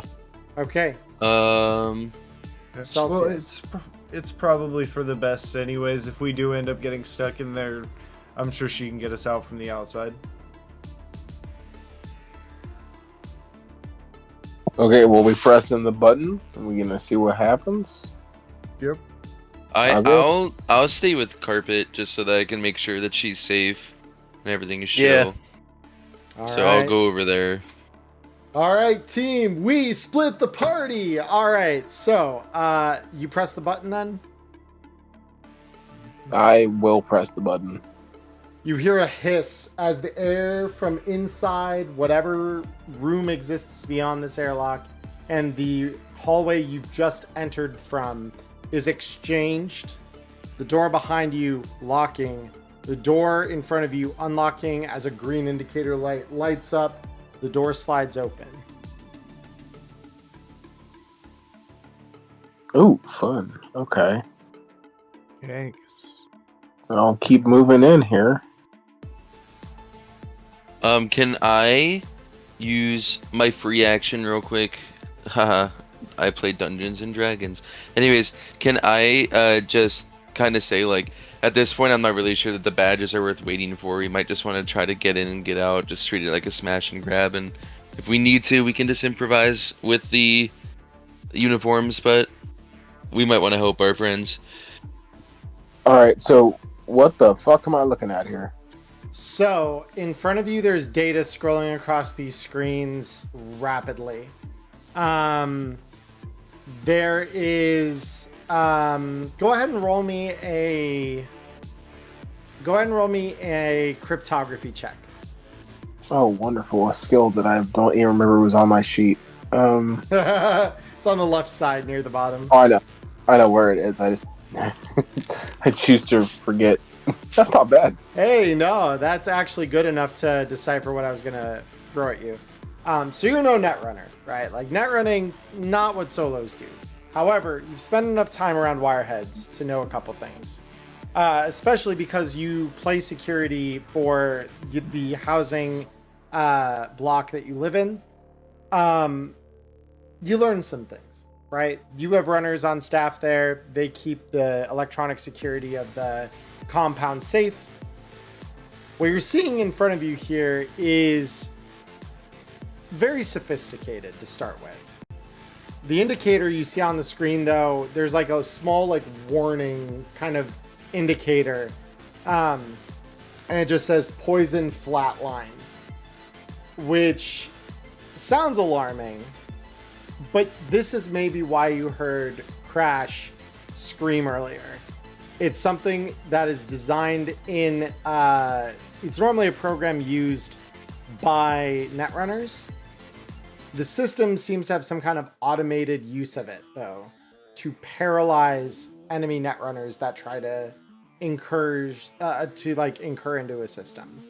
So it does give you the option, though. You know, you could turn this off from this control panel. Oh, 100%. Yeah. So you tap at the panel, the poison flatline is turned off, and suddenly your communicator with Crash comes back to life. And with shaky breath, you hear her voice come over and say, I don't know which one of you I have to thank, and I owe a drink to a fucking short circuit after this, but holy shit. Fuck. Okay. Yes, agreed. What is down here? What are we looking at? If I'm... Oh, hold on. I got a file. It's detailing... They were running this fabricator off of some pre-war tech. Something to do with an AI core. But, I mean, this building's tiny. That thing would have to be massive.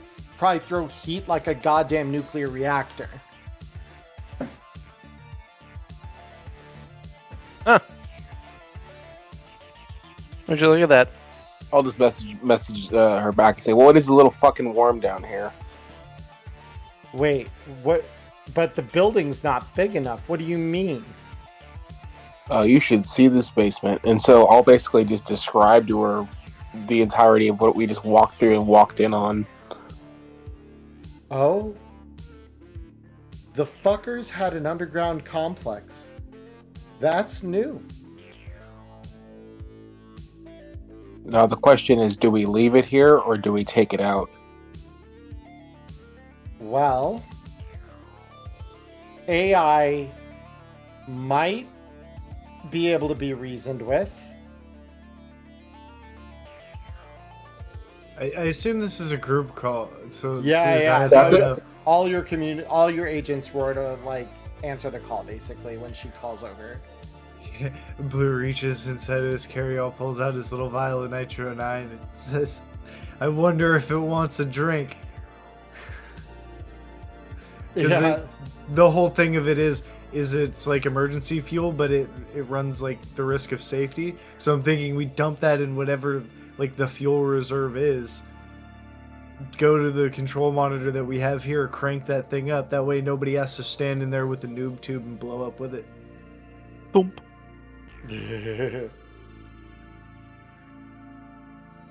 That works. It's worth considering. Yeah. Would that thing have any sort of like anywhere to input fuel? What kind of power does that thing even run off of? I mean, it could be Choo-2, but I mean, it really depends on the size of the core. Like, are we talking about... Yeah, I can't say anything for certain without more data. But if that thing is big, like big enough to warrant a whole underground complex and be throwing heat through a basement, my guess is nuclear.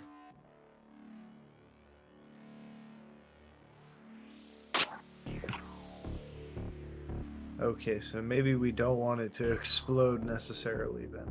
Yeah. If we can play the reaction down and just grind it to a halt, that'll at least be enough of an issue to do some damage.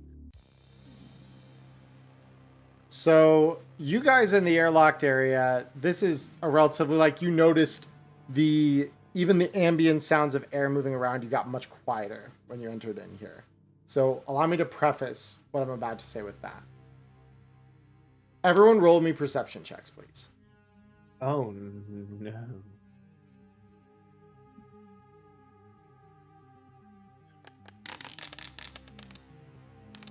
Pretty good.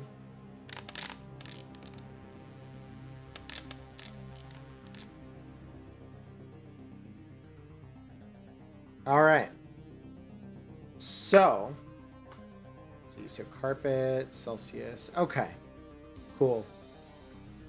So Matchlight, Carpet, and Celsius. So Blue, you aren't able to hear this, and maybe it's because, again, your ears are still kind of ringing or are like somewhat incapacitated from the hissing of that airlock exchanging. They might be popping, you know, that kind of, all that song and dance that can affect all your hearing and your audio senses.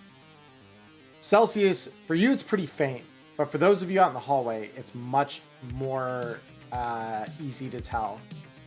You hear the sound of sirens. Cops are here. They are getting much closer. Yeah, you've got maybe a round, you think, before the cops are on you. Or at least in the building. They may not find you yet, but they are going to be on site soon. So, Matchlighter. I'll just go prep the airlock to help everyone. So I'll just get it ready for me and Carpet. Boop. If I can I'm open. still in here. The airlock is currently cycled out. So you have like a red indicator on the door indicating that the other side is pressurized. Okay. Cool. I guess I'll just... Is there cover in this hallway? Not really. I guess I'll just do nothing. Okay, Blue. Wait, can the airlock only has the one button on the inside to open it, right? That would appear to be the case. Call this a test. I'm gonna take 2 steps this way, and with my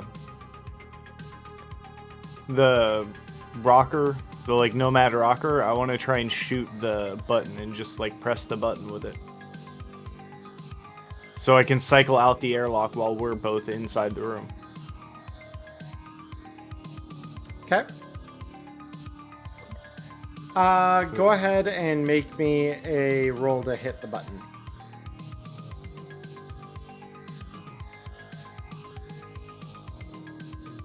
What?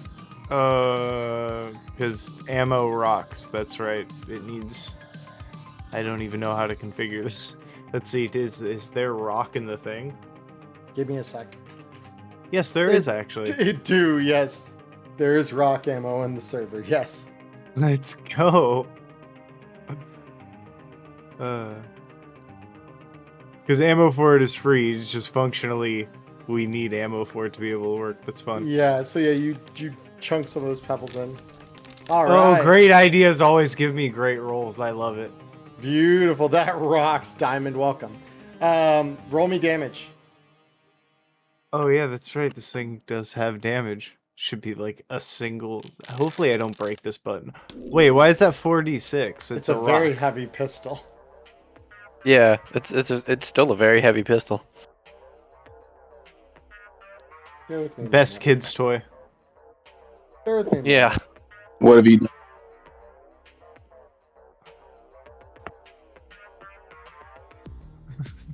I need it. Oh, well, if I just made it so we can't get out, they for sure can't get in. So. Well, you also may have made it to where we can't breathe. No. Because the airlock just cycles the air from that one chamber. This probably has a separate filtration system because of the radiation from the engine. Let's hope.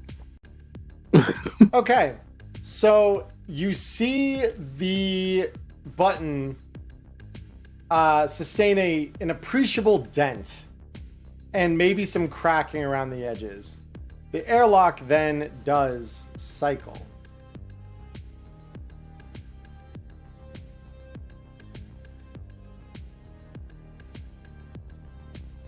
Okay. Carpet. At this How are point, the cops gonna get down here I mean, if the elevator's disabled? elevator here, Stairs elevator on the right here, side of the room. Elevator. Oh, there's here, multiple elevators. and a stairwell. Yeah, there are ways. Oh, okay. But yeah, your last ID is halfway through printing. So how many do I have right now? You will 3? have a total. Yeah, right now you have 3 good ones. Okay, I'm just gonna rip the ID out and bring it with me. I'm not gonna wait anymore. Okay, cool. And yeah, so immediately the thing stops, says error printing. Yeah, fuck off. I say that to the machine, and then I'm gonna go 1, Yeah, fuck 2, off, Charlie. 3. Yeah, fuck off, game master. And the airlock is cycling or cycled? It is cycled. Okay. 4, 5, and I'm stepping in. And then what I want to do is I want to rig up a tripwire with one of my incendiary grenades after Matchlight gets through. So if the cops come through, it'll trip and light them all on fire. Ooh, okay. So you're just gonna prepare the action to set that essentially until he gets in here? Yeah, and then what I'm gonna do is I'm gonna tear some thread off of the shirt I have, and then use that, and then duct tape, and just set it around the pin, and then tuck the grenade behind the corner, so it's really hard to see. Fair. Celsius. So as far as this little antechamber is concerned, what's up with the doors? Like, what are they looking like here? So these appear to be, so it says maintenance do not open while machine is in operation. You in front of you, obviously it is glass. You can see through, and you can see to your perception, it's fairly slow, but you realize the size of what you're looking at is quite massive, and for its size, it's moving kind of quickly. You see large barricades being printed in real time in front of you in each of these enclosures. All right. Any kind of locks on the doors, or is it just warning me to stay out? It just warning you to stay out while it's in operation.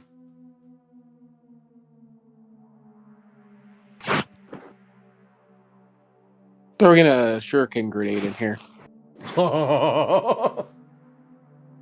Okay. Where are you throwing it? I'm gonna sort of try to get it so it'll land just in the very back of the room, like back here. Because if there's a glass wall, there's a glass wall. So that would probably be about as good as you could do from this angle. Well then, let's make it a better angle. Let me. Yeah, there you go. Now you can get it there. Yeah. Yeah, that's cool. Let me just go to gear. Oh, I need to put thrown weapon on my sheet, don't I?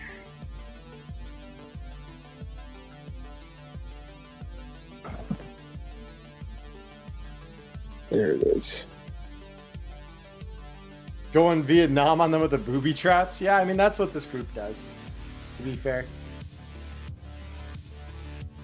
See, it's a shame that everything that we have to do in here is kind of get in, get out, because I already had another idea that that airlock could just become a death trap.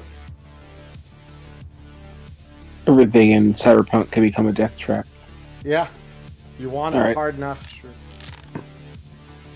Ooh, yeah, that'll get there. So yeah, you let me draw the circle real quick just so we understand.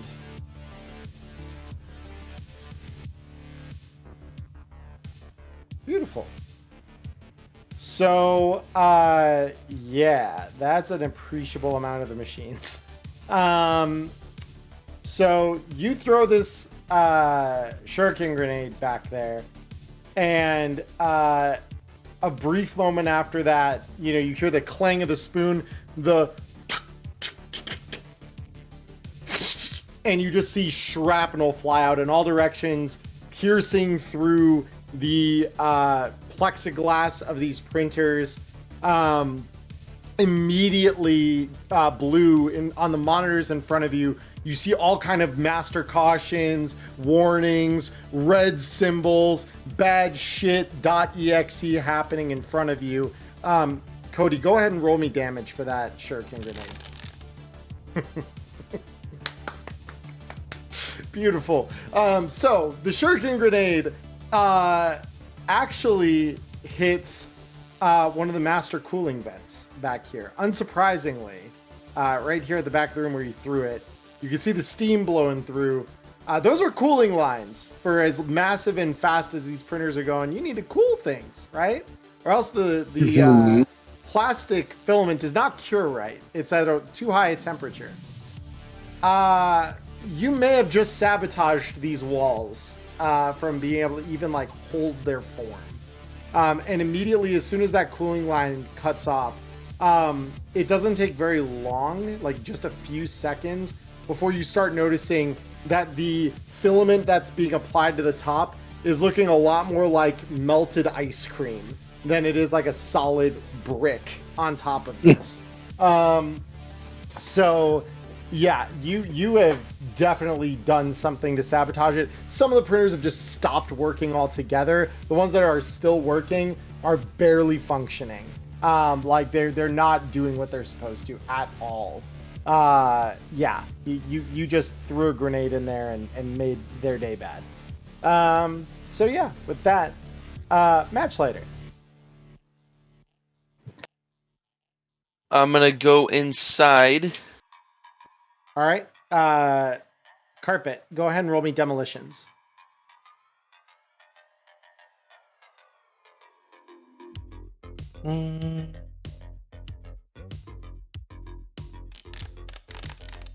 There we go.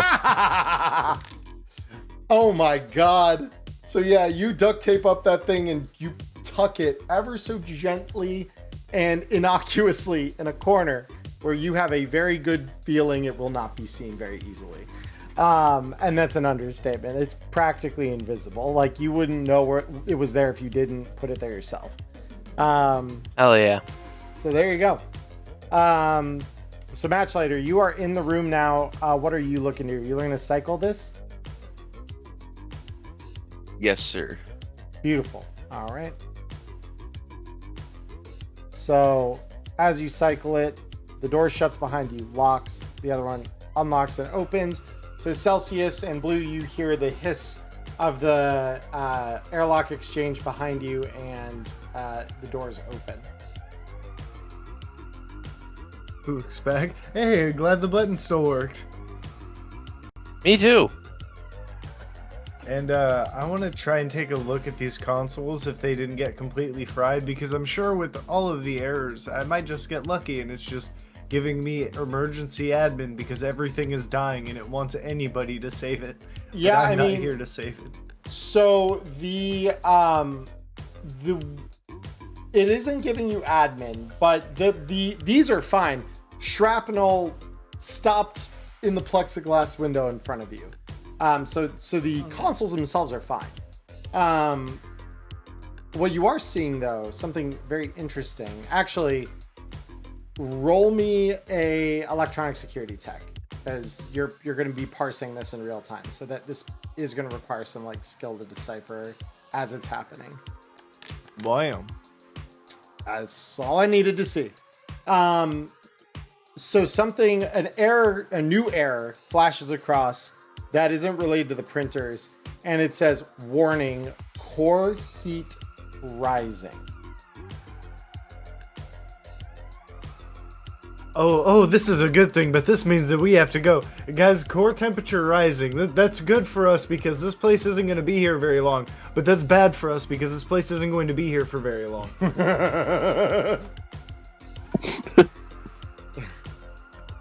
And I want to, if I can, try and get a read on, like, how long do we have? Like, what's the prognosis? So you're estimating you probably got at most half a minute, probably, before this thing heats up too much and you start risking some very bad things happening. It's not a sure thing.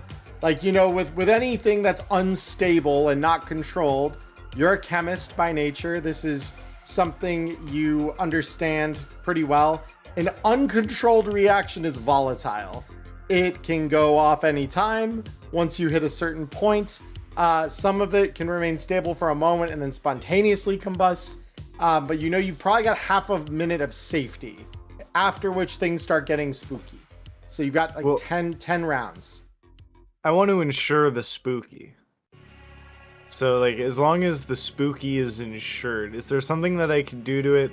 And I don't care if it shaves off a little bit of time, as long as it makes it a sure thing that after we go, this place is going to be irreparable. Let me check your skill list because okay,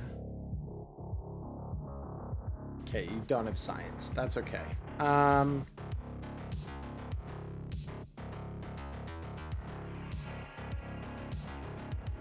Here's what we'll do. Roll me field expertise demolitions. Field expertise. Demolitions. Incoming. Ugh. That's not bad, actually.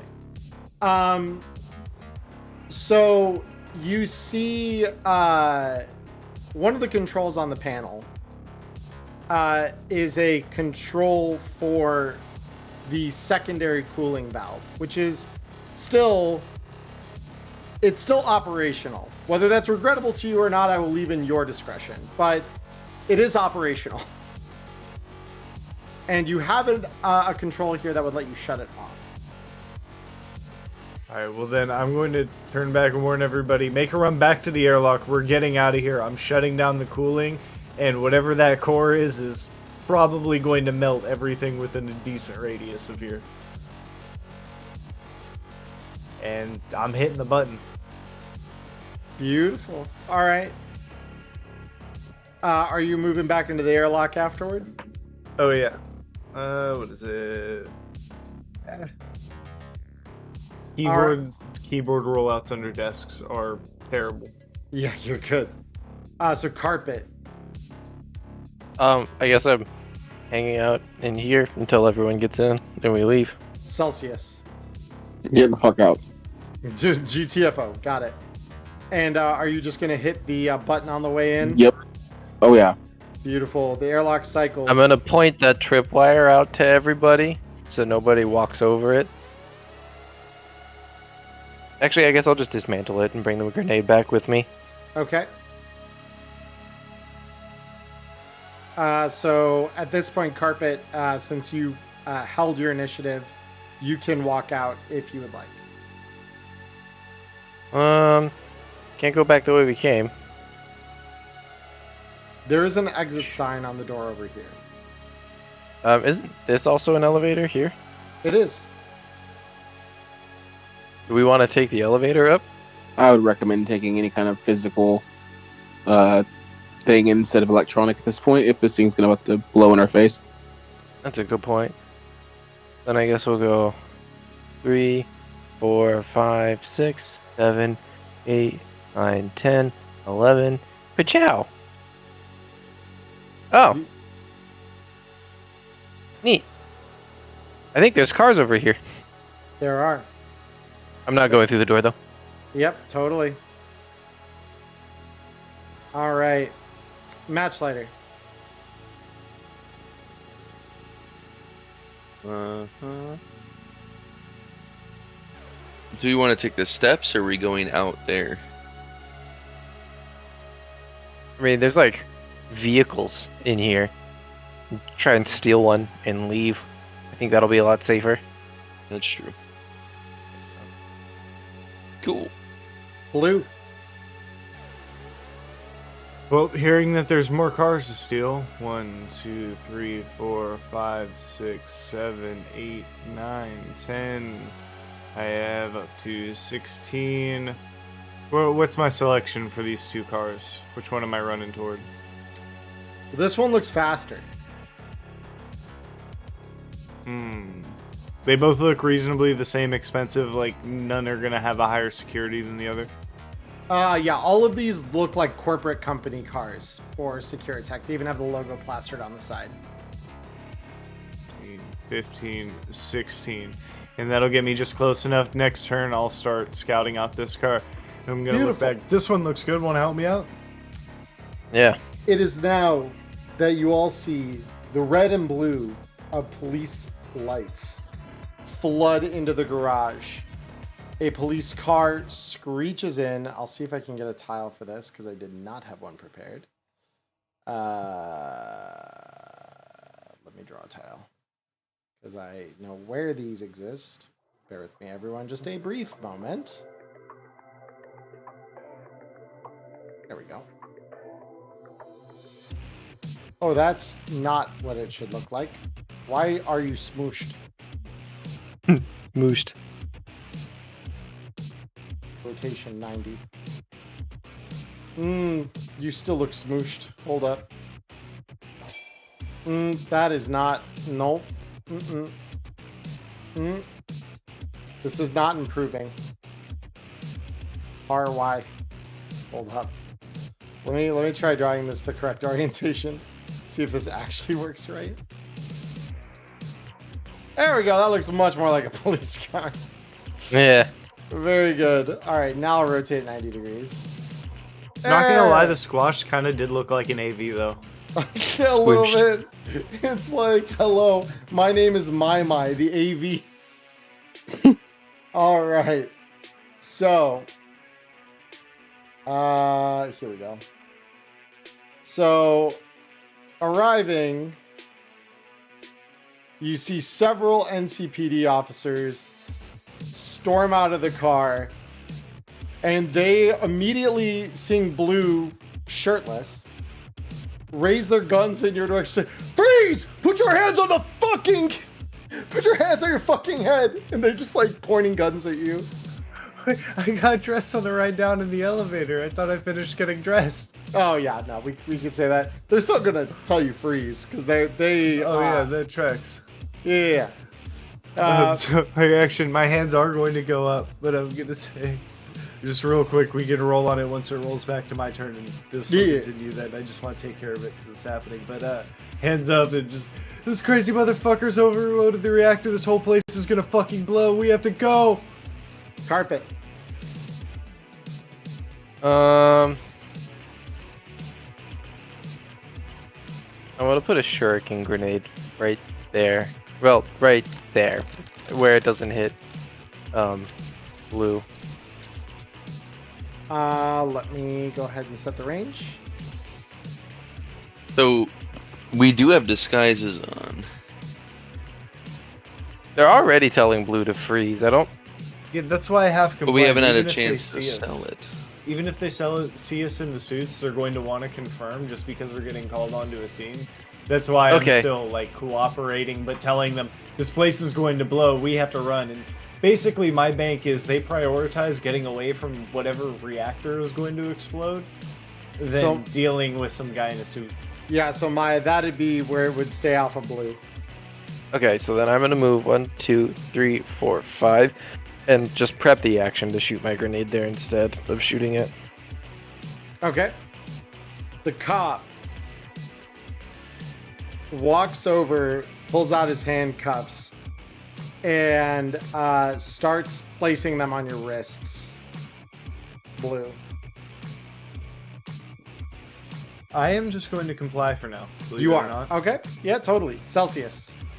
You can hear the sirens outside. You hear the shouting. Okay, so I'm gonna, as I'm going here, I'm gonna message Crash and be like, "Hey, I don't know where the fuck you are, but cops are rolling in here right now." She says, "I'm already. I saw the thing light up like a Christmas tree. I'll catch you guys somewhere outside of this. I'm already on the Delta." I'm gonna go upstairs and go out through the main door. Cool. I will allow me to differentiate here. I will pull you to this scene, Cody.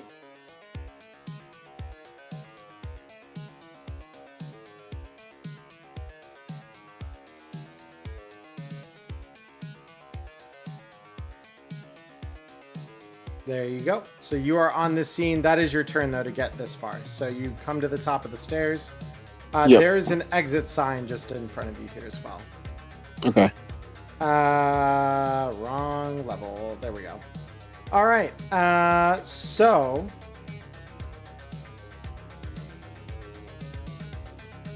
I will delete Celsius from this scene. So now it's one of the other cops. And they raise a gun in your direction, Carpet. And they say, "You two, hands on your fucking head, freeze!"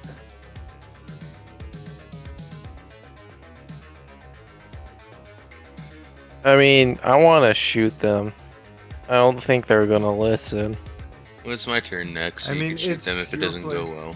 Yeah, you could continue holding until the end of the round because if my understanding of it is right, this all happens quote unquote simultaneously.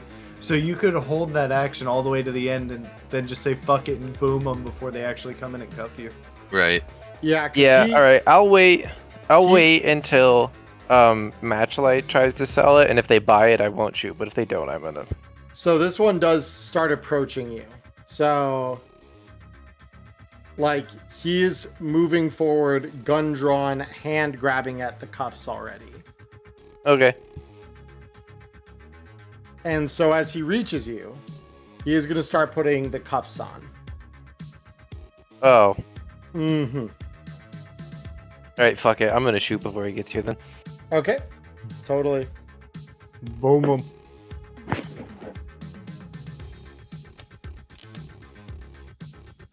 Well, that's unfortunate. No, it's Negotiations not. were short. That's good enough. Oh, never mind. Yeah, no, that's plenty good enough. So yeah, you just hear the classic, Il Classico, if you will, thunk, Thump. of a grenade getting launched out of the thing. And the cops immediately, upon hearing this, apparently some of them know what the fuck a grenade launcher sounds like too. Because all of a sudden they say, fuck! Grenade! Grenade! Shrapnel flying everywhere. Go ahead, roll me damage. There's 1 damage. Because this is a shuriken grenade in here, so It is. I roll it. There's the first one. Second one.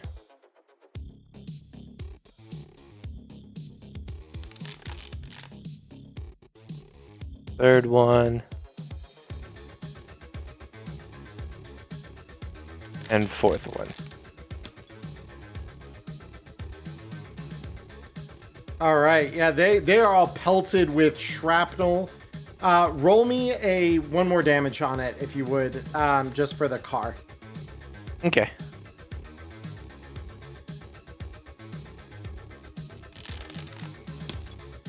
Cool.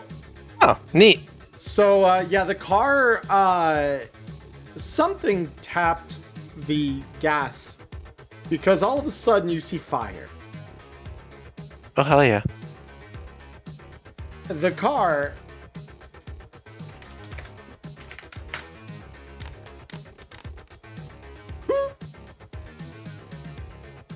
cargo boom. Oh, hell yeah. So allow me to do the following.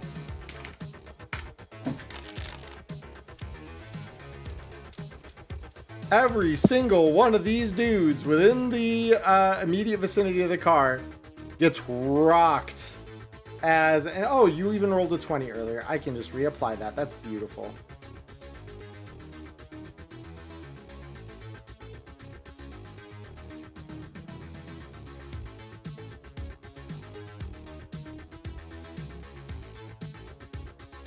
So these guys become Meat and Gibbs, all except the one that was moving to cuff you.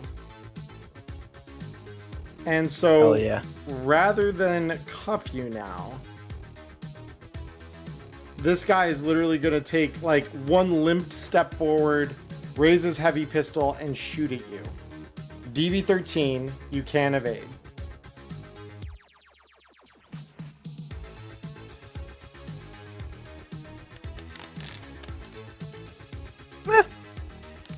No worse. It still misses. Still missed anyway. And he's going to shoot again. Roll me evade if you'd like. Yeah. There it is. Yep, you are good. So yeah, this guy takes 2 I'm shots. just gonna look at him and missing. be like, that's it? And he just like you can tell he wants to respond, but like his eyes are already kind of fluttering, like he's barely holding onto consciousness. And you just hear, and you just see blood oozing down his face from clearly the shrapnel embedded all throughout his body. It is not good for him. Matchlighter. How many are alive right now? Just one? Just the one. Okay, gotcha. I am going to, because Celsius went upstairs, and then is there like peeking my head around the corner? Is there a clear exit in this, garage? Like obviously the cars are parked down here. This is Okay. where the cop car just drove down into. So like, Okay, cool. you know they just got in from the outside. Yeah. All right. I will just, since the guy's still shooting, shoot him with my pistol at the best EV. So let me measure that real quick. Yep. Yeah, that's good right there. Let me do that. Easy hit. Roll me damage. Okay. So unsurprisingly, this will kill the cop. Yeah. Yeah, so you literally just see this dude's arm twist backwards suddenly, the bullet puncturing his lungs, and he collapses in a heap. He is dead. Beautiful. Yep. Okay, and then I'm gonna use my remaining movement. 1, 2, 3, 4, 5. Because I'm just assuming we're gonna go towards the cars. Because that would help us make a better exit if we were able to break into one. Yep. Yeah. So now I'm going to shift back over to our other scene. Cody, you are here. You can hear cops entering through the front of the building, scrambling forward, their feet tapping against the polished tile of the corporate lobby. So you are gonna, let me see here, because I've got 1, 2, 3, 4. I'm gonna have these guys roll in and delete everyone else's token from this floor so that I'm only comparing against your initiative when I do this.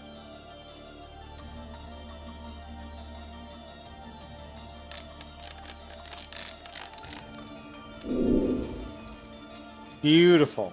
All right. So you do have the initiative still. So you're just going to be running out the back here. Oh yeah, I'm getting the fuck out. I'm gonna actually Beautiful. I'll message Crash and be like, hey, where you at? She throws a like a coordinate tag at you several blocks away. Like she's been running the whole way. Okay, I'm literally just gonna run in that direction. Beautiful. All right. I will send you home, Cody.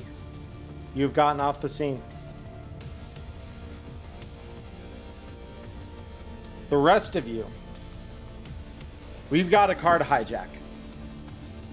So, Blue, you are next, I believe, here in the initiative order. Go ahead and roll me the electronic security tech check to break into this thing. Well, first it has to be noted, because I'm pretty sure I was fully cuffed. I do have a set of handcuffs on me, and I was planning to just use my own handcuff key to get myself out. Beautiful. Yeah, no, they were only like half on you when Carpet bombed the fuck out of these guys. So it's really only one is applied, the other half is dangling loosely. So Oh, nice. Then I'm just gonna snap the other closed, so it's like the 2 bracelets on one wrist. Bet. Okay, cool. And then, yeah, I don't think I want to bother with trying to get us into this clean, so I'm just going to put the rocker up to the window and just shoot it straight through. I imagine it'll just blast both the windows out. Yeah, go ahead and just roll me the damage, because you're point blanking it and it can't move. Fight tab, rocker, damage. You know you're in trouble when the car rolls evasion. Yeah, right. Yeah, and so you just hold your arm up to block any glass flying back into your eyes, pull the gun up, pull the trigger, and you just hear that smashing of glass, and then the as this thing's alarms are blaring, lights are flashing, this thing is fucking panicking. You are in, though. You can manually unlock That'll the be thing. my turn. And I'll look over to Carpet and, you wanted to drive, right? And start motioning myself to the other side of the car. Hell yeah. Cool. Carpet, it's on you. Yeah, I'm gonna go 1, 2, 3. I'm gonna get in the car, and then I'm assuming vehicle tech to hotwire it. Land vehicle tech to hotwire it, and that will also disable the alarm if you can do that. But could I assist from the passenger seat if there's a reroll needed? You don't need it. No. Like, she definitely, like, she hops in like she was literally born for this. She opens up the fuses under, and just like the other car, she immediately like bridges the connections that need to be connected. This one, to be noted, is more complicated than the other one. There's more connections need to be made. She does it in record time. The alarm cuts almost as quick as it started. The car's engine roars to life, full V8. This thing is rocking harder than that stupid little Americar. And the other two of you are free to get in. Carpet, I think your remaining movement is just banked to drive this thing out, right? Yeah. Cool. All right. And just in time, because as you start the car and begin getting ready to like screech out of here, you hear warning, core temperature critical. Core temperature critical. Please evacuate facility. Please evacuate facility. And this thing, you start seeing red lights come on, blaring like there's something very wrong at this facility right now, and it is going to be very, very, very bad. So you hit that accelerator, and I want you to roll me a drive land vehicle check here to screech this thing out, drifting around the side of the building and like screaming down the streets of Night City. I'm putting all 4 of my remaining luck into this. Bet. Let's see it.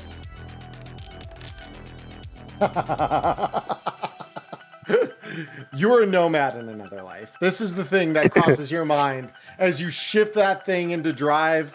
You literally just hit that accelerator and do a perfect fucking drift up the ramp that leads up and out from the facility.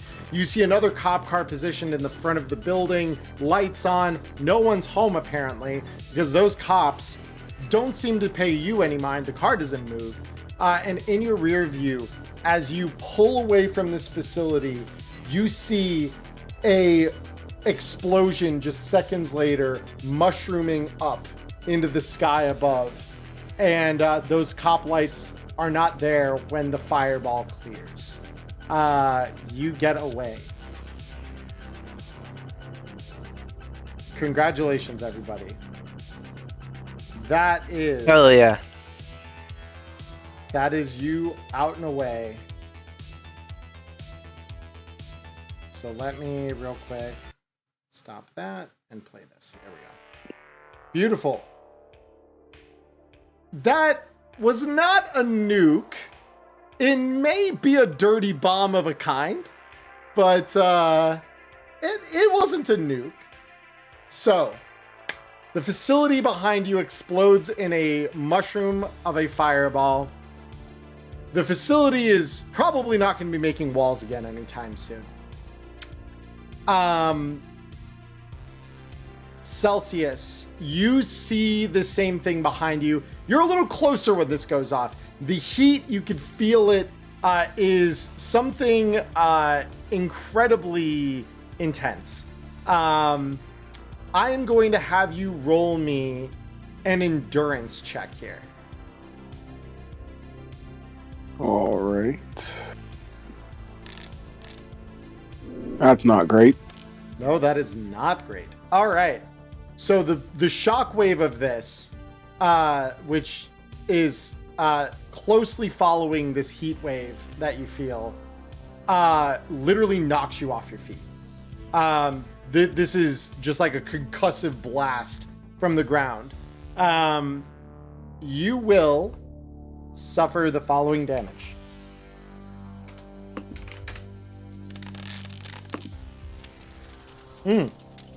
Good. You'll suffer 24 damage. Your light armor jack, of course, will absorb part of this, but you'll go down to 32. Your body will absorb this by 1. You will suffer a critical... Oh, beautiful. So, yeah. A piece of errant shrapnel flies out with the concussive blast, literally severing your hand. Fun. In addition, you suffer the whiplash critical injury as your head hits the ground in front of you. You are alive, but yeah, everything. Your head is swimming. And this is when you feel a hand grab your arm and you hear the familiar voice of Crash just saying, okay, Chumba, I know that's probably gonna hurt like a bitch. We got a fucking Delta. And she just is dragging you across the pavement while your head is swimming after hitting the concrete. And Crash calls the three of you in the car, says, hey, so I've got your Chumba. He ain't looking so good. I'm gonna send you my location. I think you should get here quick. And a geotag pops up on your agents.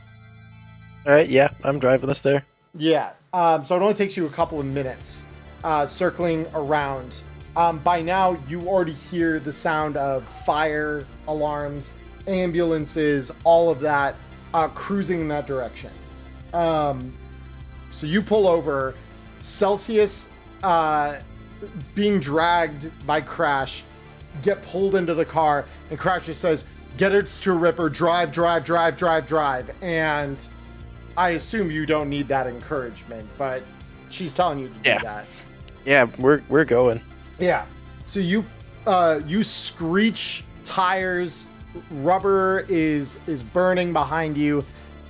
You see the ambulance and fire truck fly past you, the brisk morning night city air blowing through the evacuated windows of this car as you scream across the borderline between the Glen and Old Japantown, and then very quickly thereafter, the old combat zone. Are you headed back to Kabuki? I trust Panacea to fix up Celsius here. So yeah, let's go. Very cool. So you pull in front of Kabuki, and immediately you see a couple of the regular crowd here as things are just getting started. The morning's rolling. It's probably about 7, 8 a.m. The people who don't have hangovers are always annoying, but they're the ones who are out and around right now.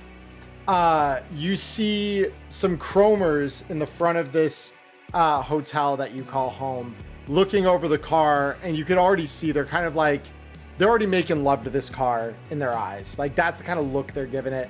And they just look at you as you pull up in this thing, carpet, and say, fuck, Chum, nice wheels.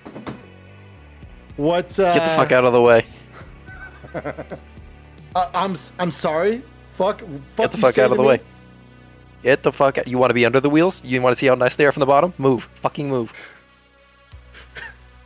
To be clear, this is after you've just kind of pulled up in front of things. These guys are just staring at you from like the curb. Mm-hmm. Yeah. Yep. Yeah. And they're like, get the fuck out of the way. We gotta get my friend to the Ripper. Roll me face down with a +2. We got a car full of people. I hope this pops off. We're about to clown car and jump these guys.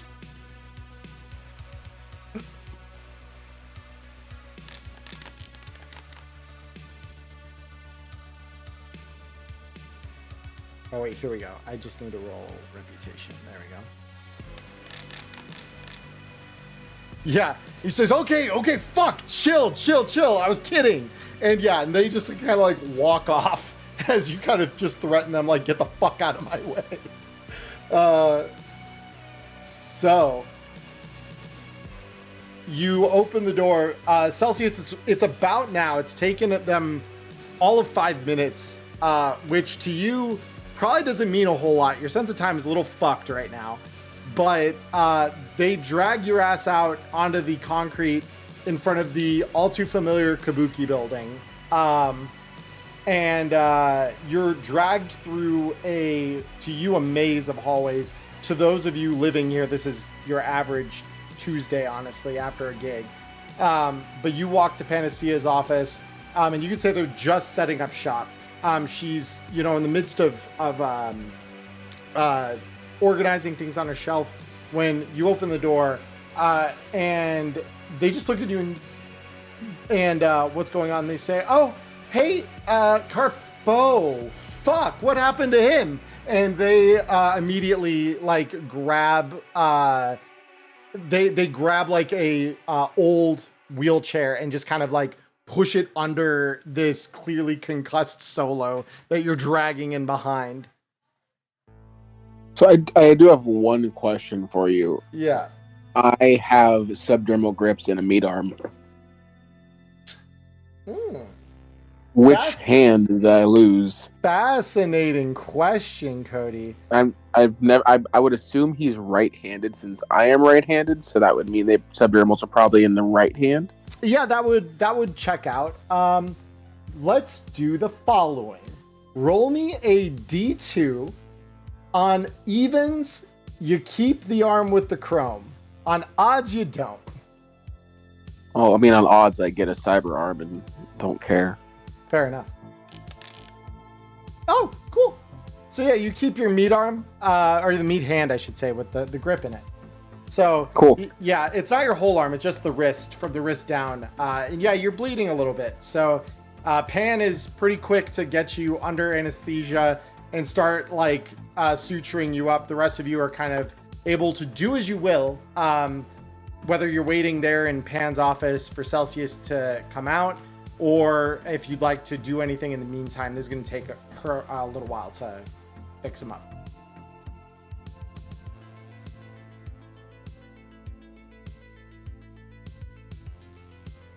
So what are the rest of you wanting to do while Celsius is getting operated on? Hang out, I guess. I don't know. The gig, for the most part, is done, and I don't feel like going to get paid without our Solo. Fair? So Crash is with us, right? Crash is, yeah, and Yeah. she's kind of covered in blood from Celsius's severed hand.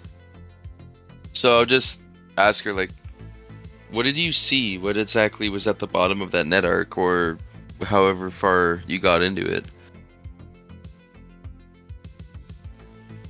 I don't know what the old net was like. I started running way after the data crash, but it felt like something was looking at me. Not nice, not another runner. There were eyes staring up from some kind of deep, dark pit. Whatever was in that core, I kind of am relieved it went up in that mushroom cloud. But whatever it was, that thing is a demon from hell. That's all I can describe it as. Did you find any useful information while you were running the net? Oh, and like she snaps back to her senses. Fuck, I nearly forgot. She produces a memory chip out of a chipware socket in her head. I think I did find something you might find real interesting. Okay, can I slot it in? Yeah, you can slot it into your agent and read it. So allow me to pull up my Google Doc here. Come on, computer. Why is my computer being dumb? My notes aren't loading. Hello? Hold up.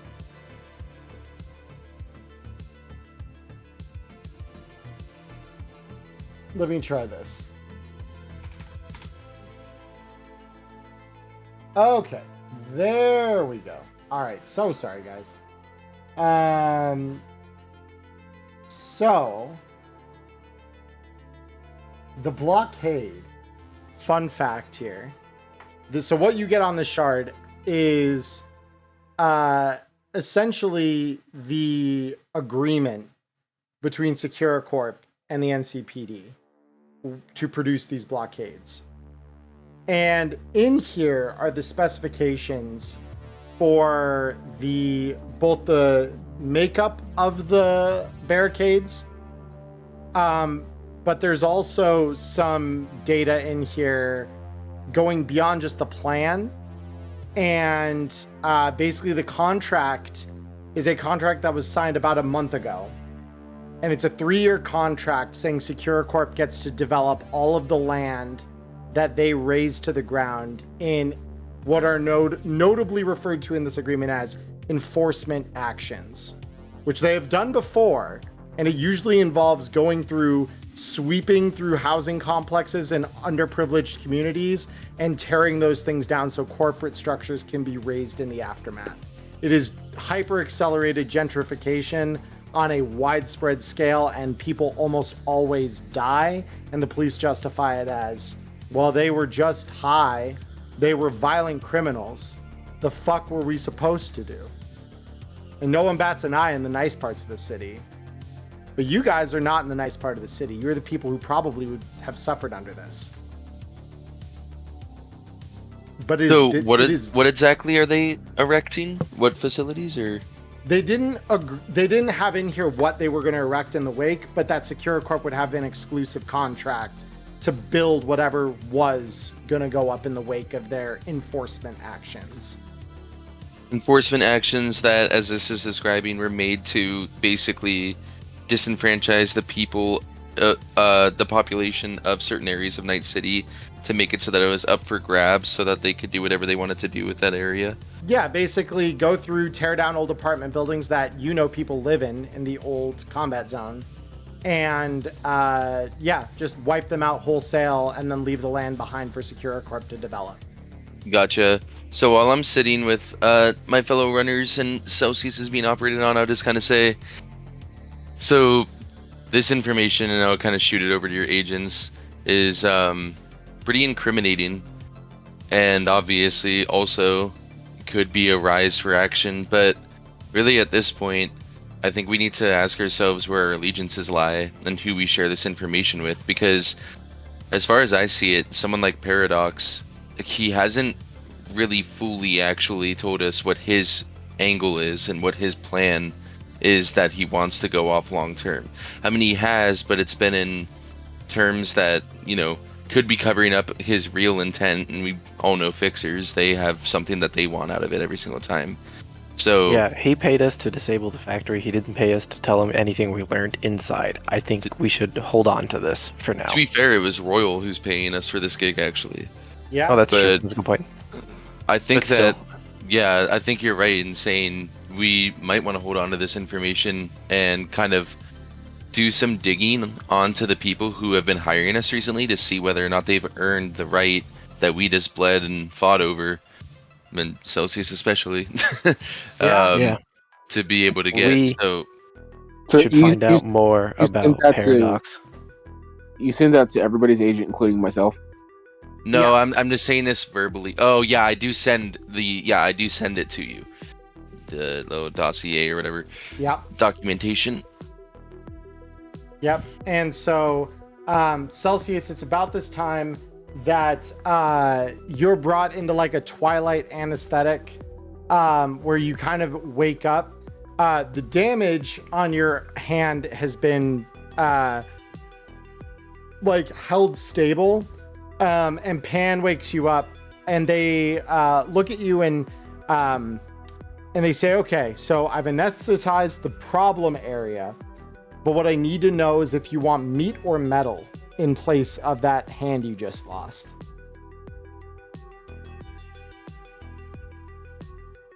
I literally just look at Pan.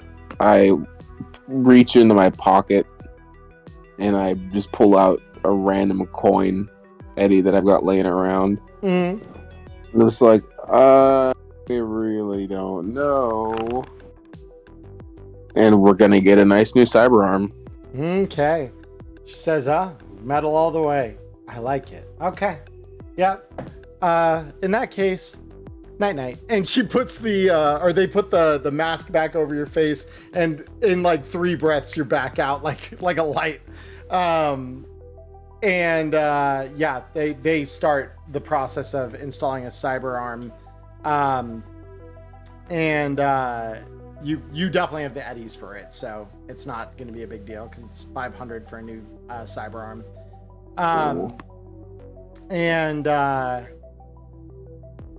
once the surgery is done, so we'll kind of fast forward through this for your Well, purposes. can we keep having our little conversation we were having, or no? You can. I just want to kind of brush through this quick with Celsius, so if he needs to think about. Oh, what we're my about to fault. ask- Yeah, I thought you were saying for everyone. No, just him. So Celsius, once the cyber arm is installed and you start coming back to, Pan will ask you, so were we talking raw metal, or did you want something installed in there? What were you thinking? And so if you need a moment to like consider cyber options, take it. But I wanted to give you that opportunity while she's or while they're installing the arm in your. Oh, 100%. Let me look up some stuff really quick. Yeah, go ahead. But yeah, go ahead. The rest of you continue your conversation. Before the conversation continues, since it's starting to take a little while, Blue is just gonna kind of excuse himself and head to the bar. Yeah, totally. And yeah, they've opened up for the day. You can see a couple of the notable drunks, Crank among them, chugging whatever passes for a Bloody Mary. It does not look like it has much organic anything in there, but it's red, and it's probably got something resembling grain alcohol in there. Actually, just the person I wanted to see, so I'm gonna walk up to him at the bar, pat him over the shoulder, order myself something to drink, and say, "Hey, Crank, right? What do you got in that special jacket pocket for me?" Yeah, and he's kind of like nursing his drink, and like as you approach him, he kind of like holds it a little closer to himself, almost like jealously, and he's, "Fuck you want, Chumba?"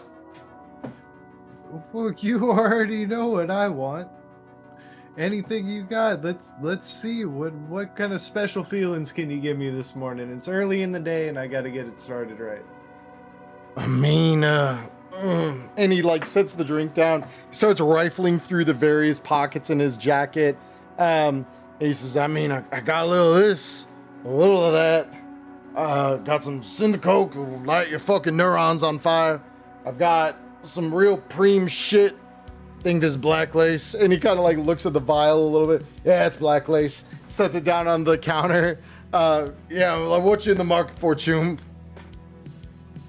I guess I could go for some synth coke. Might mix well into whatever this crap is as he's waiting for his drink to come from the bartender. Yeah, and the drink slides out. Yeah, and it's like one of these like fake Bloody Marys that definitely smells spicy, and like it's got some kick to it in more than one way. But yeah, he rifles around his pockets a little more. He's like, there it is. And he sets the synth coke down and he says, 30 eddies, Chum. Whatever. Call it a free drink. And he throws 30 down on the table. Takes the little packet of synth coke, dusts it over the top of his weird Bloody Mary looking thing, and rims stirs it in. Oh no, he's pouring the whole sack in. Oh, he's just Not like just dumping put it the in. sprinkle. Okay. Yeah, he's dumping it in and mixing it. He's making it spicy. Okay, beautiful. So yeah, and then yeah, you take a sip of that and you feel at like your body isn't sure which way to go, uppers, downers, all of that. But yeah, you got that interesting high going, all right. You're vibing already. So the rest of you, what is the conversation being had between Matchlight, Crash, and Carpet? So we were discussing like this information we found. We don't know if we can trust Paradox with it because like we don't know anything about him. We know what the rumor is, and we know that he says convincingly that he's in it for the people. But he's also a fixer. And this information that we got is not only big, but dangerous. Right. So basically, I'll just say in character, like, I wonder if since we just did the gig for Royal, I mean, technically, he was the one who hired us to do this. If we have information that we want to share with any fixer, maybe we should share with the person who set us up to be able to retrieve the info in the first place. But while we're at it, he's gonna he's a fixer too in his own right, of course, so he's gonna have tabs pulled on Paradox. He might have some information that can be illuminating that we don't know about him yet. Because Yeah. really, so we were desperate like a month ago, and we got asked to do some gigs, and now we're part of kind of a larger operative of someone who's trying to change the city to what their envisionment is. But I know that's not what you and I want to do necessarily long term. We're kind of trying to change the city to what our envisionment is. So we need to be Yeah. careful who we trust. And I think I know one person we can trust, and I look over at Crash. And she just like she's clearly playing something back on her virtuality. As you say her name, she says, I mean, I was hired to do a job. I did it. And she's like swiping at something that's not there. And she is like, she's clearly like paying attention to the conversation about halfway. And the other half of her attention is focused on whatever it is she's seeing behind her eyes here. Okay, well, since obviously the first or these gigs, went off without a hitch, and I use air quotations, haha, like they always do. If you ever need help with anything, you let us know, and hopefully, we'll be able to return the favor for what you did for us here. I mean, and she like closes down, removes her virtuality goggles off her face. I still owe you that interview after all. So I'm sure we'll see each other again sooner rather than later. But yeah, make sure to get my payment from Royal for this. If you were getting paid by him, I assume he'll write me a check. If not, I expect some meds for what the fuck we just went through. Fair enough.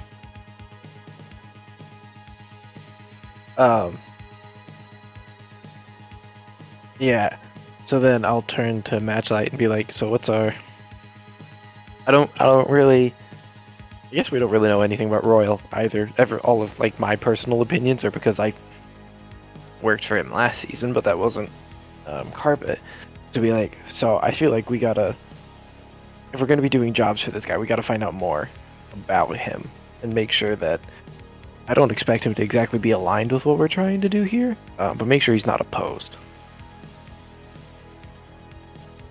Yeah, there's a few angles we could play from it, because you could play the angle of, we have information that we're willing to share if you're willing to share information you know about Paradox.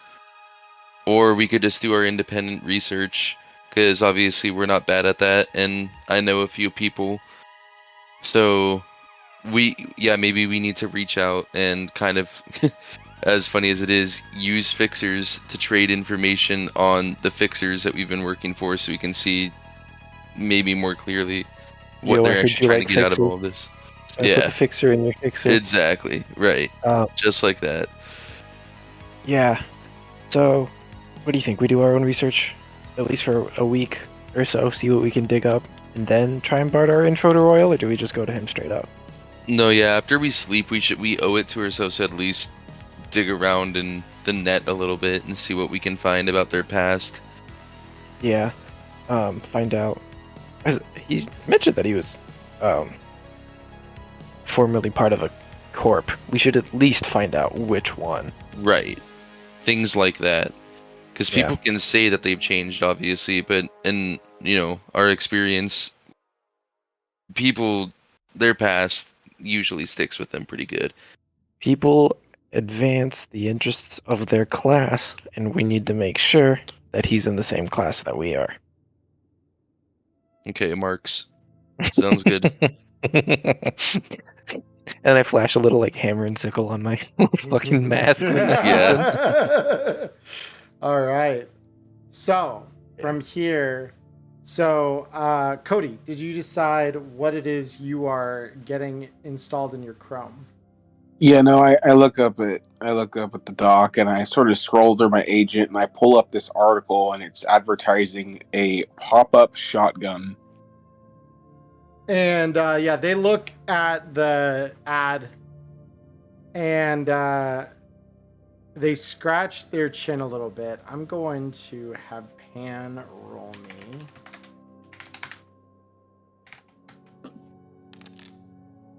Beautiful. And they look and they say, all right, I'll need like a day, but I got a guy who owes me some favors, and I'm more than happy to call one of those in here.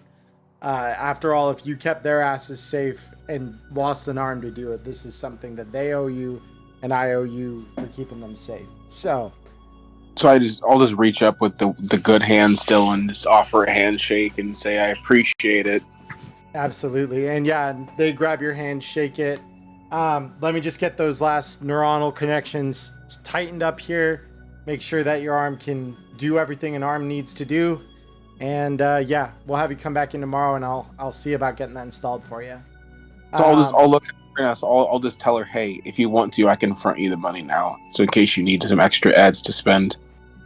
I mean, it sure probably wouldn't hurt to grease the deal. So yeah, you can just pay for it up front, and then we will, we'll roll you the item, humanity loss, all that now. But this will just go into tomorrow for the calculation of downtime when we meet up next week. Okay, let me just go ahead and grab one of those then. Totally. Yep. Anything else from anyone that we need to do before we start wrapping? I don't think so. Beautiful. All right. Slightly above average humanity loss. You're definitely feeling the tinglies in your brain after all of that. But you definitely feel every bit of that strength of like you are a fucking bodyguard. You're an enforcer. Like that shotgun just cements that fact. Now, as far as my critical injuries, I'm guessing those were fixed. Yeah, those get fixed. And Pan just charges you, in addition to the cyberware, they charge you 300 eddies for the cost of. Well, hold up. Actually, let me double check something here real quick, because the surgical cost is something that I want to make sure we get right, because that is a nuanced little something here.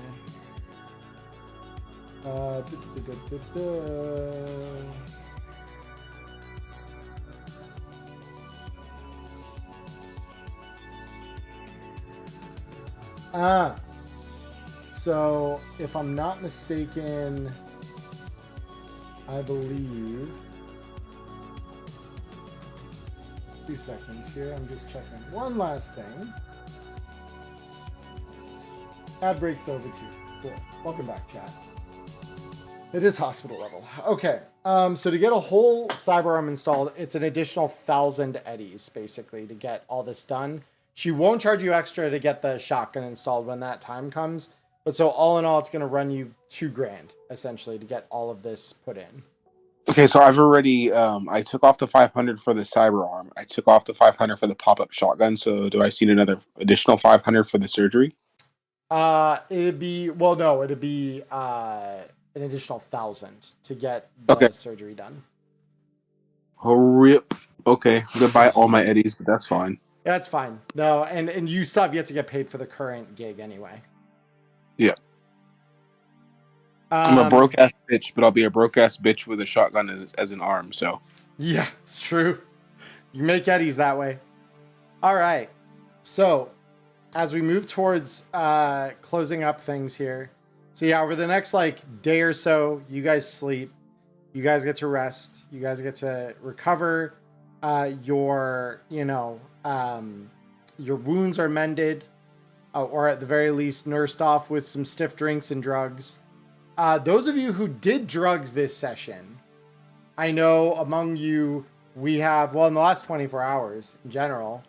I met him 15 years ago. I would like, because we need to actually do, let's see, synth coke is a thing. So, let me see something here. Geez, I really hope I don't get addicted to Nitro 9. That seems like something that'd be really bad for your health. Hardy har. All right, both. Because Carpet, you're not addicted to synth coke yet, are you? Oh, I absolutely am. You absolutely are. Okay. Yeah, and there's no point in me getting treatment for it because I'm just gonna keep doing synth coke. That's totally fair. Okay, so I don't need you to And the roll. one thing I'll need to roll for is smash. Yeah, so go ahead and roll me that smash addiction check, which I don't actually know if that passes it or not. it does not. Eh. So you are now smash addicted. Congratulations. That's so funny how they handle it in Red. You drink one beer and you risk your life. I mean, it's not one beer really. It's like highly addictive stuff. Like, it's not regular beer. It is like hyper addictive beer. And then blue, we need. I'm gonna add synth coke and blue glass to your sheet because you fucked with both of these. Yeah, I don't think I know that for every time that I've taken it, I've passed my checks for the blue glass so far, and I don't think I took a dose of it this session. I still have my research piece. Not this session, but you did last session. I don't believe we rolled an addiction check for it at that time. Because that was the one for research, because remember her stuff was like purer than the average bears, Yep. and it wouldn't get you addicted. Well, it has a much lower addiction. Check. Oh, it's just a lower DV. Okay. Yeah, so it's a DV9. I thought it was just clean. No, it's a DV9. So like, it's still a check, but yeah, you pass it easy. There we go. And then for synth coke, we're looking at a DV15. So if you could roll against that as well. Easy. Yeah, so you're not addicted to any of that shit. Okay, cool. So I will just delete the synth coke and delete the blue glass. There we go. Beautiful. I just needed them so we could represent the effects if need be. Cool. Yep. All right. So over the course of the next, day or so, plus minus a little bit, you guys all rest, you recover, you grapple with new addictions, new chrome. Royal reaches out and he says, so I didn't see faces, but the screams are talking about the fucking shit that I know you guys did. Legally, I can neither confirm nor deny. For all they know, it was just a regular old meltdown. It's their fault for putting a nuclear-based core underground. And Royal responds, no, this was a congratulations call. This is better than I could have fucking hoped for. Who knew that they were dumb Legally, enough- I can neither confirm nor deny that I accept these congratulations. And you're seeing all of this come through encrypted, I might add. So Royal just says, look, I know what I offered before, but given how spectacular the fireworks were, I think a good show earns a bonus. Wiring it over now. And all of you receive 2,000 eddies into your accounts. Hell yeah. Wasn't that the gig pay already?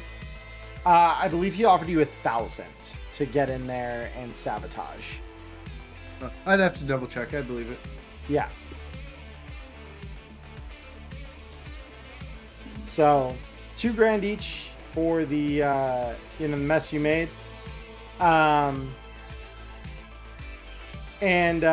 he says, and I know you mentioned you had a runner. You send their details on to me. I'll make sure they get what they're owed.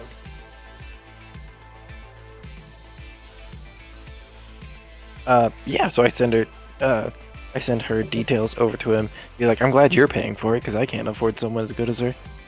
No, Choom, I pay for that talent, and I happily do so. And a few minutes later, you get a message from Crash that says, damn, you guys get the good fixers. Fuck me. See you next week? Question mark. I'll think about it. but it's tempting. And yeah, with that, you see her little online indicator drop off. And that's the gig. So with that said, let's award IP now that we've got Eddie's. IP wise, 70 IP across the board. There was like one beat that we didn't get to explore because of the way you guys kind of handled things.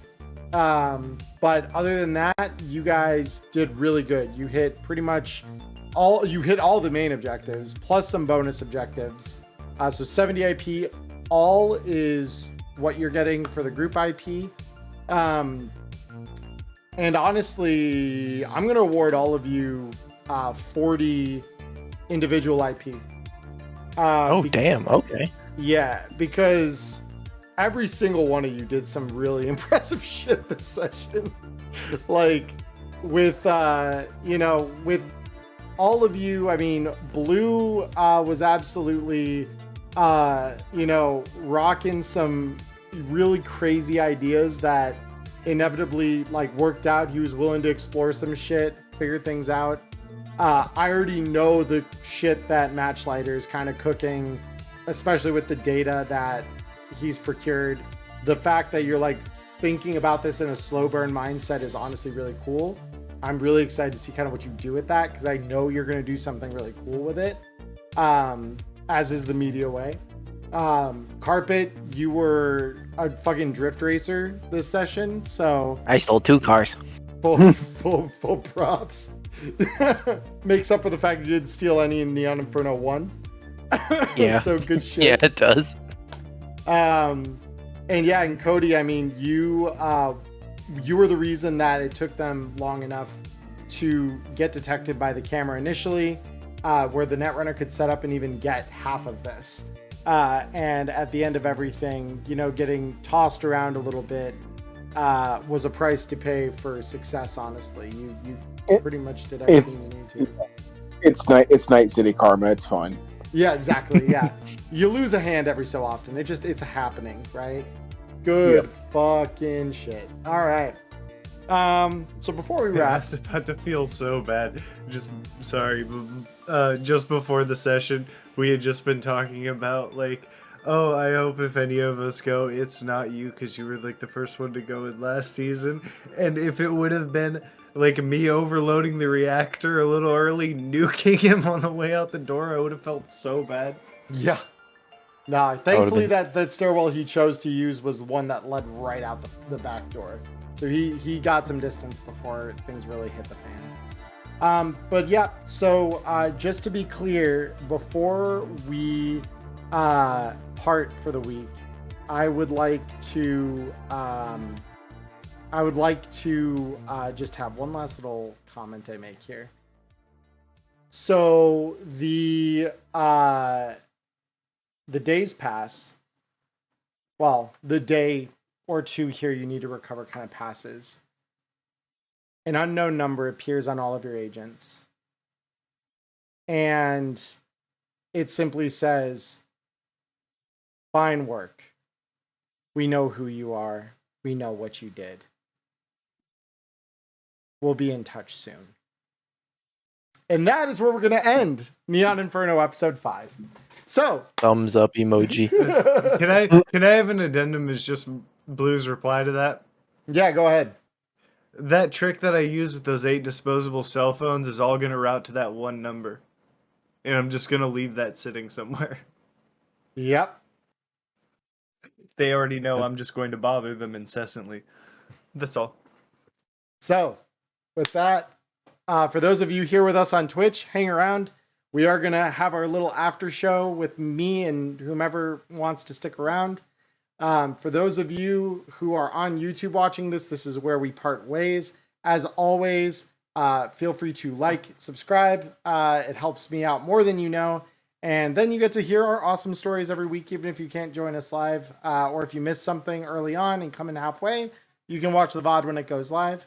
Additionally, any of you, if you want to support me on Patreon, the link is going to be in the description down below, or here on Twitch. If you type in !Patreon, it is there. I name all my supporters at the start of each and every video and stream. If you would like to become one of those supporters, you can do that by clicking either the link below, typing the command in chat.